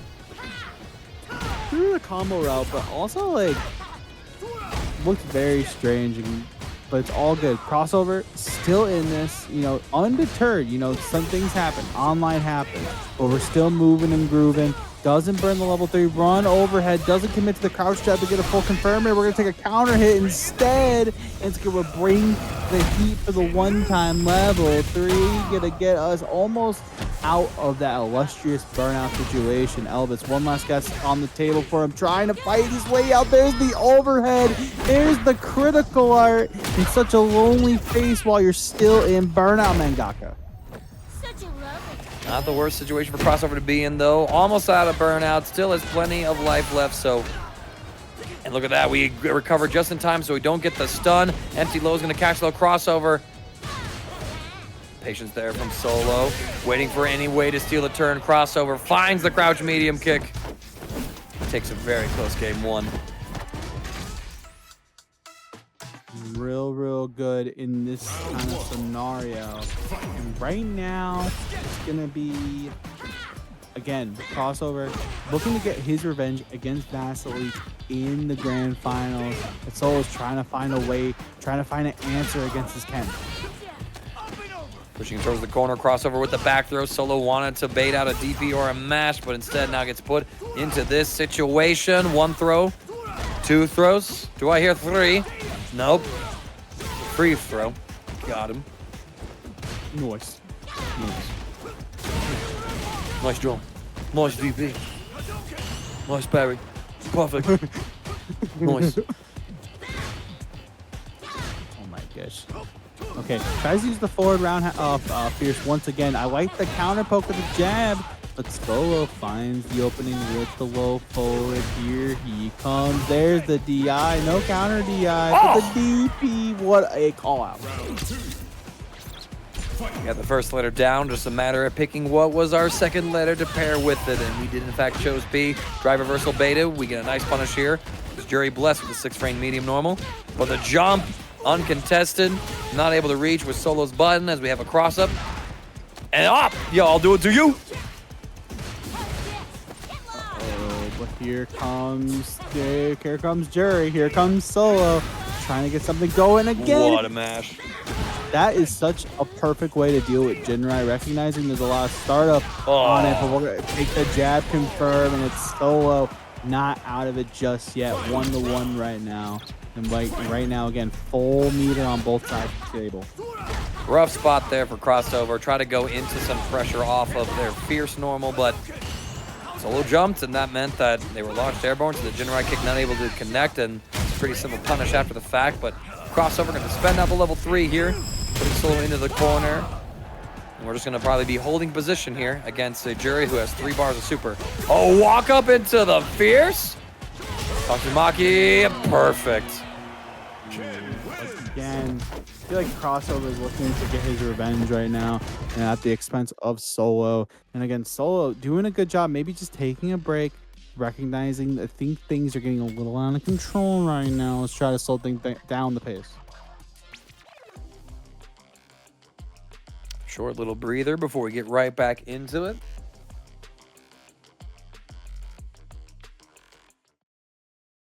I think, you know, that last perfect was especially damaging as well, because when you give Crossover like that whole corner situation, right, able to burn the level 3 pretty early, having that advantageous spot, he is just so fierce with the offense that you see the result of it, right? Like a couple of pretty quick perfects to come out afterwards against some really strong players in tonight's bracket. Whiff punish there, but we don't finish the confirm. Yo, we mash on -4. My goat. I did not pay $60 to hold back after I threw out an unsafe button. I paid $60 to press buttons, irregardless of what's going on. No DP there from Crossover. I'm so surprised. It looked like he was dialing it in, but catches the walk back with the crouch medium punch. Oh, mistimes the overhead, though. That was a tricky jump, to be honest. Again, the crouching medium punch. There it is. Crossover threading the needle again. Set point now for CrossoverRD to meet his arch nemesis Vasiliek in the grand final solo. Last chance, last health bar potentially. Has to make something happen. Gets started off with the overhead, finding a counter hit as well. We're gonna pop the feng shui engine, going full anime with our Gatling cancels. So jump set up into the throw. Crossover thinking about the high and the low that wasn't coming. The back throw, putting Solo back into this corner. Holding position. What a backdash to avoid the jury drive rush. And yo, Crossover not really having any anti-airs on some of these jumps. A little unusual. Yeah, very strange, right? But it's A-okay. We're to catch the pump press parry and the shimmy and the open up with the low. And if I don't commentators curse this for the one time in absolute level 3, bring in the heat. Crossover is going to meet Vasiliek in grand final solo. Elvis, take your bow. Show's over for you. You're out of third. What a performance, though. Cannot. Aki going up against CrossoverRD with the Ken. Here we go. Both sides with a 3-game win streak listed on their accounts. Crossovers was over. Solo and Vasiliek, well, they're staring down the Ken DJ that they did it to before. Nah, what was that DP? That like hit behind the back. Like it was like the hoodie of Ken that scooped Aki out of the sky. Hold up. Didn't know the hoodie had the actual hitbox. Hold on. I was like, hold on. Only in that skin, imagine. That would be messed up. Oh, entrapment, but we jump back. Have to go for a drive rush to get the punish. Still find it, though. Waking up with buttons. We check the drive rush, though. Yo, we are going back to that way too many times as Crossover has had enough of this. Chases the step. Empty throw. Okay. He's mad. He is a little angry right now, and right now Crossover is taking full advantage. Again, he's green means go in Street Fighter 6, and my man, both of these guys are just letting the other have it in terms of those plus frame buttons. And right now, Vasiliek taking the advantage of it. And now, okay, nice break. OD fireballs for both. Good control though. Yep. Taking the +2. We try to parry out on the next pressure sequence, but Vasiliek now alternating to the normal throws. We do find the jump to escape, maintaining defense against the Jinrai pressure, but finally Crossover drops the Jinrai combo. Still able to block the jump in after the OD Nightshade. Unfortunately, no, the run actually gets snuffed, and it's the sneaky impact that's going to even out the round count right now. Pivotal game 1 to see who gets the pace locked and loaded in their favor. And there's the OD Nightshade, and there's the can-cans to keep it plus. Oh my goodness. And the other jump in, though. Catch another jump out as well. Perfect parry, though, is going to set up, but not able to find the punish. Still, the crouch medium kick comes through. A miss input, it seems like, from Crossover's side. Running with the Jinrai pressure. I like the walk under. There's the cruel fate, but there's the DP to meet it. And there is a full confirm here into level 3. It's going to be close. Get put him in a pixel situation, close to burnout as well. Vasiliek, what else you got on the tank? Nothing yet as Crossover takes the very first game that he's managed to punch out of Vasiliek tonight. This could be the beginning of a crazy run back. For full fact, and right now it's Crossover trying to keep himself wide awake and wide focused as he tries to make this run. Again, for those who are just tuning in, again, Crossover needs to win 2 games, or 2 sets rather, for us to call him champion. Vasiliek only needs 1 to seal out the night. Listen, man, you can't fool me. I heard that, Jan. You're just as tired as me. We're so in sync that we're both just on the same circadian rhythm right now. Goated. Absolutely goated. Oh, drive reversal goes unpunished. Kind of an odd situation, though. Vasiliek with that jump. Able to check. Crossover zone. We get a huge catch here with the 6 heavy. 6 heavy looking real good, but here comes Vasiliek opens him up with a crouch jab, doesn't believe in the confirm, and that might come back to haunt him. Back throw incident for crossover. But again, baits out the level 1, and you're gonna get the full confirm because you're already poisoned. Vasiliek, what awareness. Doing pretty good so far, trying to answer back. OD Nightshade to close some of the ground. And look at this, crossover, not throwing out those Hadokens that we saw in the first set against Vasiliek. So has identified one of the behaviors that did need to shift. Parry not able to perfect parry the safe jump though. 1 throw over Vasiliek, 2 throws now. Do I hear 3? Nah, man, we say strike or throw. Forget about all of that. Hold this. Hold this situation. Hold this. OD Nightshade says Vasiliek. Vasiliek trying to get in. There's the OD Cruel Fate. Snake step to make it meaty. Oh my goodness, this character Aki, what a champion that she is now. There's the can, keep him safe. There's the break, and again, Vasiliek staying so composed in this situation. Oh my goodness, you're almost burnt out, Mangaka. One last guess in the table. Oh, we check the throw though. Fireball's coming through, a little weird angle. Vasiliek just giving up space. After all, you have the life lead, 40 seconds to play with, trying to bait something out. No anti-air yet again. And I mean, just a nightmare situation, right? Could have canceled the special, gone for a chip out there. Have to proactively make a play, but it is going to be game 3, all tied up in our grand finals. Absolutely tied up in game count right now. Vasiliek trying to make it an early night, and crossover says, you guys got to run me one more set. I got plenty more in the tank. Cans to make it safe, strings up for pressure. What a drive rush to catch the backdash and whatever movement he's thinking of. 7K again trying to parry. We go for these back jumps against the entrapment. Not finding a lot of success with that in this series. But Vasiliek still going back to it, which I can respect that, right? Just like, nah, maybe I can catch it this time. Nah, you did not just punch the shit out of Cruel Fate. That hurt a lot, but right now Vasiliek gonna have that poison start to rack up some damage. But here comes crossover with the Jinrai. Again, the OD Nightshade once again. We're starting to see that more from Vasiliek, recognizing that's gonna be the way to start up pressure in this matchup. Because now crossover is staying at a range where like it's the only thing that's gonna make the most sense. Drive reversal. Now you have to get back in if you're Vasiliek, and again snipes the Cruel Fate. Crossover looking real good.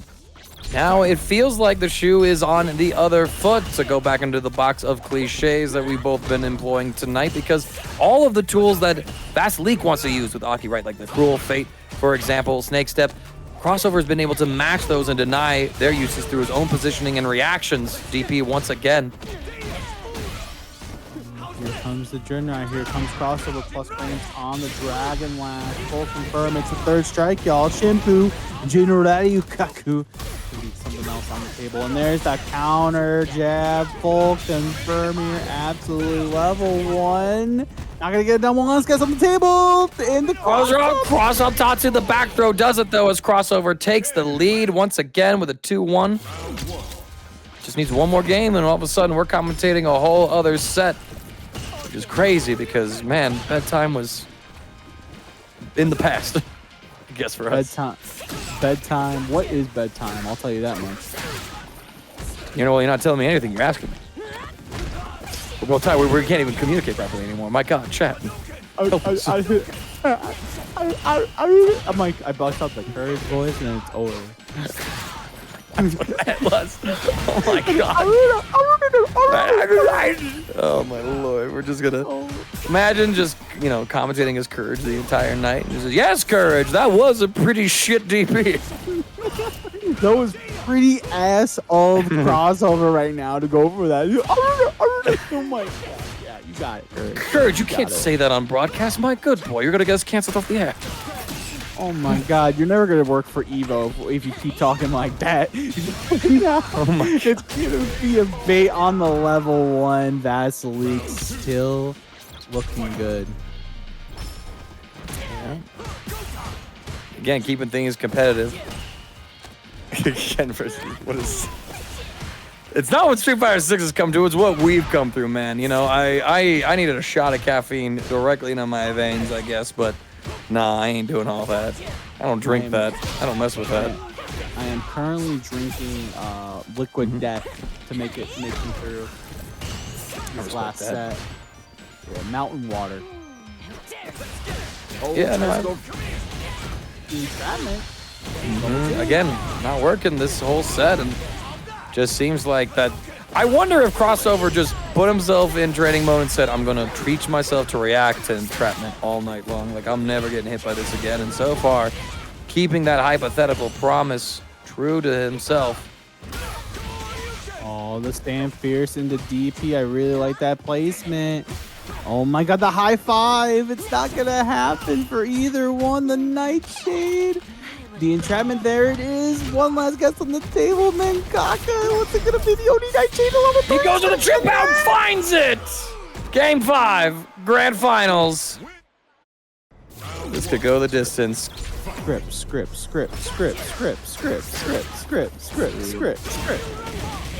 Run it, write it, ship it, sell it. Here we go, friends, as we could enter what is potentially our last game of the night, or just the beginning of what could be a crazy grand finals. Could be, it already is. But let's see how insane it gets. And there it is again. The entrapment's just not working out more often than not. So it's plenty of free damage. Oh my gosh, What? parries. What a perfect parry. What a confirm. Into the corner we go. Vasiliek looking real dire in the drive gauge department. But it's A-OK. Crossover. Again, you know, his meticulous spacing is something to highlight. And, you know, it's taking full advantage. Again, that low forward coming up in spades. Be level 2, the third strike, y'all, is going to hit. And we're going to be looking at a reset point. Will Crossover give us another set? Faulty thing, what's going on, bro? I hope you're having a great evening. Nightshade gets jumped in as well. Crossover denying Vasiliek the mid-screen pressure. A shimmy comes through as well, as everything is going Crossover's way. Can we take the throw? Vasiliek with a chance. OD. Hadoken gonna snuff it. Look at this, just masterclass of spacing so far. Crossover again with the jump. Ooh, what a jump back on the entrapment. Level 1 is not gonna do it. One last guess on the table for the first set. There's the anti-air. There's the overhead. Snake steps too far out. Jump in uncontested. We walk back. Crossover though in burnout, and this is where Aki excels incredibly so. One throw right there, pushing him to the corner, but we recover. And just in time, say it with your chest, reset! My God. You know what's crazy? As soon as I saw the meter, I was like, I know he's gonna go for DI. Like, I had that intuition. I was like, he's gonna do it. He's gonna do it. He's gonna go for it, and he's gonna go for it. And now we're back to 0-0 Mangaka. One final set for Street Fighter Academy number 48 pre-Evo. You couldn't have asked for a better grand finals. You couldn't have asked for a better bracket tonight. Make some noise for all the tournament organizers tonight helping out this bracket. Make some noise for CE Mangaka on the mic with me, and make some noise for yourself for hanging out in chat room with us all night long. Here we go, one last set. Make some noise in that match arena as well, friends. This grand finals is delivering, and y'all still haven't claimed all those codes. Fraudulent behavior. Yeah, bunch of posters. Now let's go with the perfect parry into the back throw. Vasiliek in a terrible spot now. Gets caught trying to press in the gap. Crossover though. We'll be pushing the mid screen. Go for the run up throw. Can find a punish counter, and we bait the DP. Finally able to scout that option from Crossover. Vasiliek starting off good in the reset. For sure. Absolutely for sure. And right now, it's going to be Vasiliek again.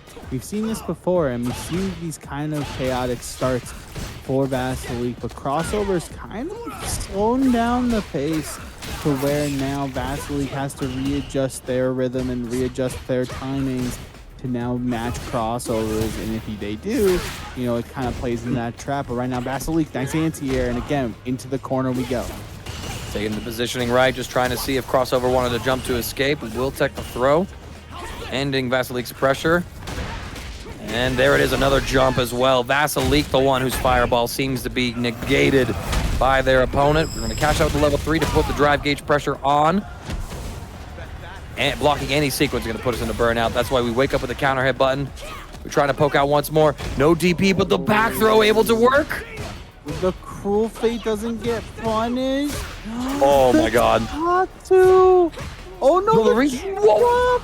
And the entrapment again, but it's too far out. Crossover's back jump habit, putting him a little too far to get the punish. Still gets the throw. A little bit of craziness here, but here we are in our first game of the reset.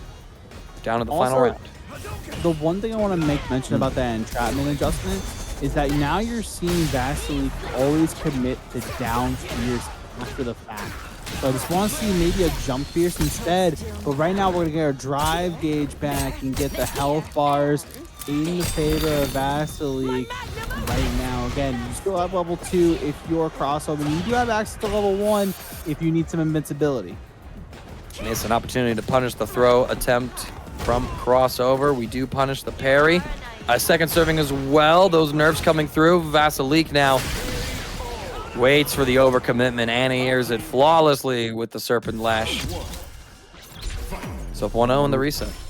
Looking real good. And again, using that change that parry did receive, the fact that now it's 12 frames instead of 8, you can really tell the difference.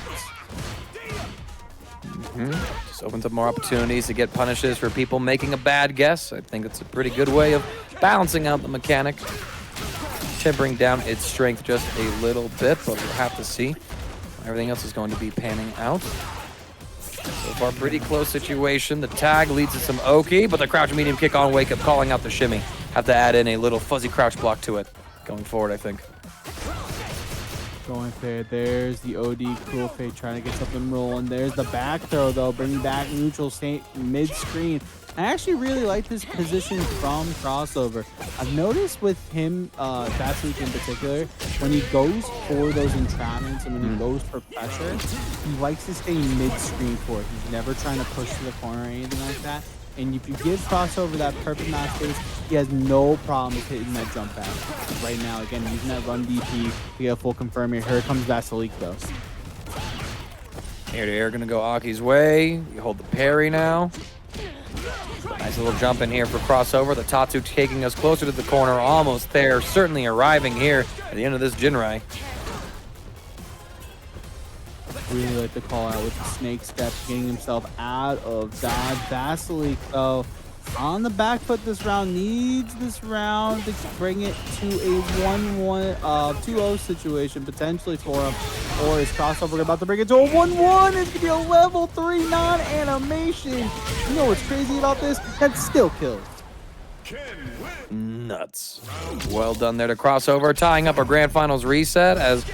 I mean, it's just an absolute brawl between these two, and I'm so here for it to end this night. Some amazing Street Fighter 6 gameplay. Appreciate y'all once again for tuning in to Neo Judai's Dual Academy brackets. Clash is always in session when Neo Judai is on the 1s and 2s. And again, this set, you know, what a way to kick off Evo week for Street Fighter 6, right? You know, just it's kind of a bracket, you know, really sets the tone for what the rest of the week could be looking like as we step into getting a potential new world champion. Indeed. Wake up DP, though. Deny the approach. Not able to deal with the Dragon Lash kick. One more guess for this round. You were incorrect, sir. Incorrect indeed. Crouching medium punch again, coming up in spades. That button is still disjointed, but disjointed in all the right ways. And right now, it's Vasiliek again going for the entrapment. And time again, Crossover has been snuffing it out. And now we're getting to a situation where maybe entrapment's finally off the table for Vasiliek. I mean, I was thinking it was off the table all the way back in set 1, and I'm still seeing Vasiliek try and break that one out. And even now, Crossover's optimizes their jumps to go straight up, getting him a jump-in heavy starter.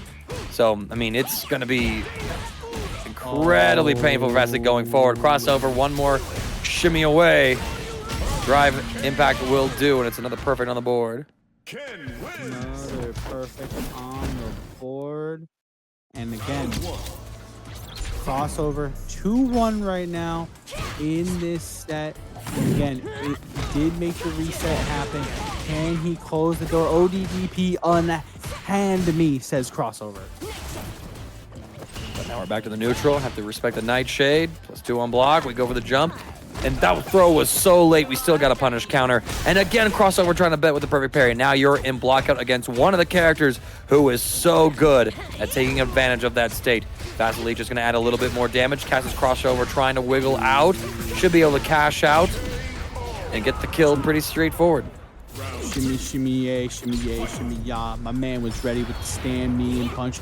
Take full advantage. Vasiliek not out of the woods just yet. Crossover now is how on the back foot this stat. It feels like Vasiliek starting to find his way in this reset to get something to happen. Nice anti-air. Crossover with the DP. The snake step to get out. Once again, though, we're perfectly positioned to chase it. And the jump gonna bait out the throw. We're gonna go for the Jinrai level 2. Absolutely. I actually really like that. Really puts the pressure on Vasiliek to try to make something happen this round in particular. Nice break. One last guess on the table. And again, it's the crouching medium punch to stuff out whatever Vasiliek wants to do to get out of this corner. Crossover, reset, and tournament point now. What do you have left on the table for us, Vasiliek? What can you do to make it a Game 5 situation? It's gonna have to be involving winning this round.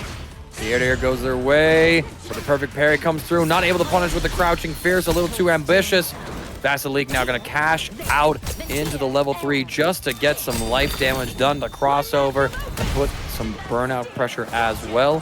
Gonna drive rush for the Oki. Perfect parry attempt is gonna get thrown. Crossover. Burns himself out with a drive reversal. This could be terrifying. What an anti-air on that with a perfect spacing trap. There's the throw. One last guess on the table. OD Nightshade. Here comes Vasiliek. Vasiliek. Hadouken? Comfortable in the pocket. There's the Dragon Lash. Jinrai not able to get the critical art just yet.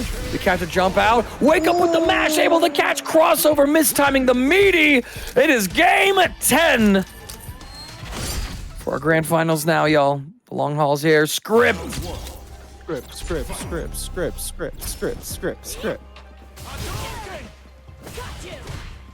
I need a parody of the League of Legends Game 5 song Silver Scrapes or Neo Judai. Call it Silver Scripts, please and thank you.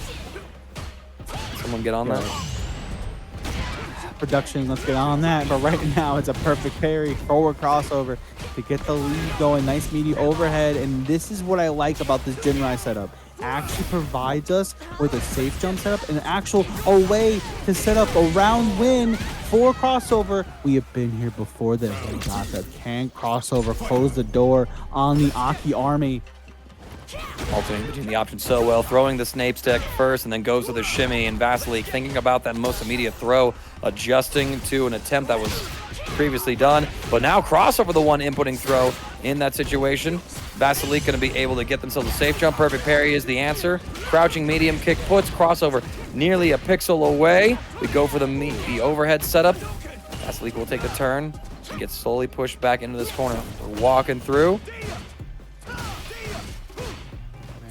Jinrai setups. Oh, there's the whip on the can. Once again, level 3 is going to put Vasiliek on life support. One last guess on the table. Not a lot of drive gauge, not a lot of health to deal with. Vasiliek, perfect parry comes through. Getting the offense started, we bait out the drive reversal, not in a position to punish it. We have to block the jump in. Jinrai comes through, we weather the storm, not trying to risk it all just yet. Oh my god. Crossover's backing up. OD Nightshade. We go into the stance.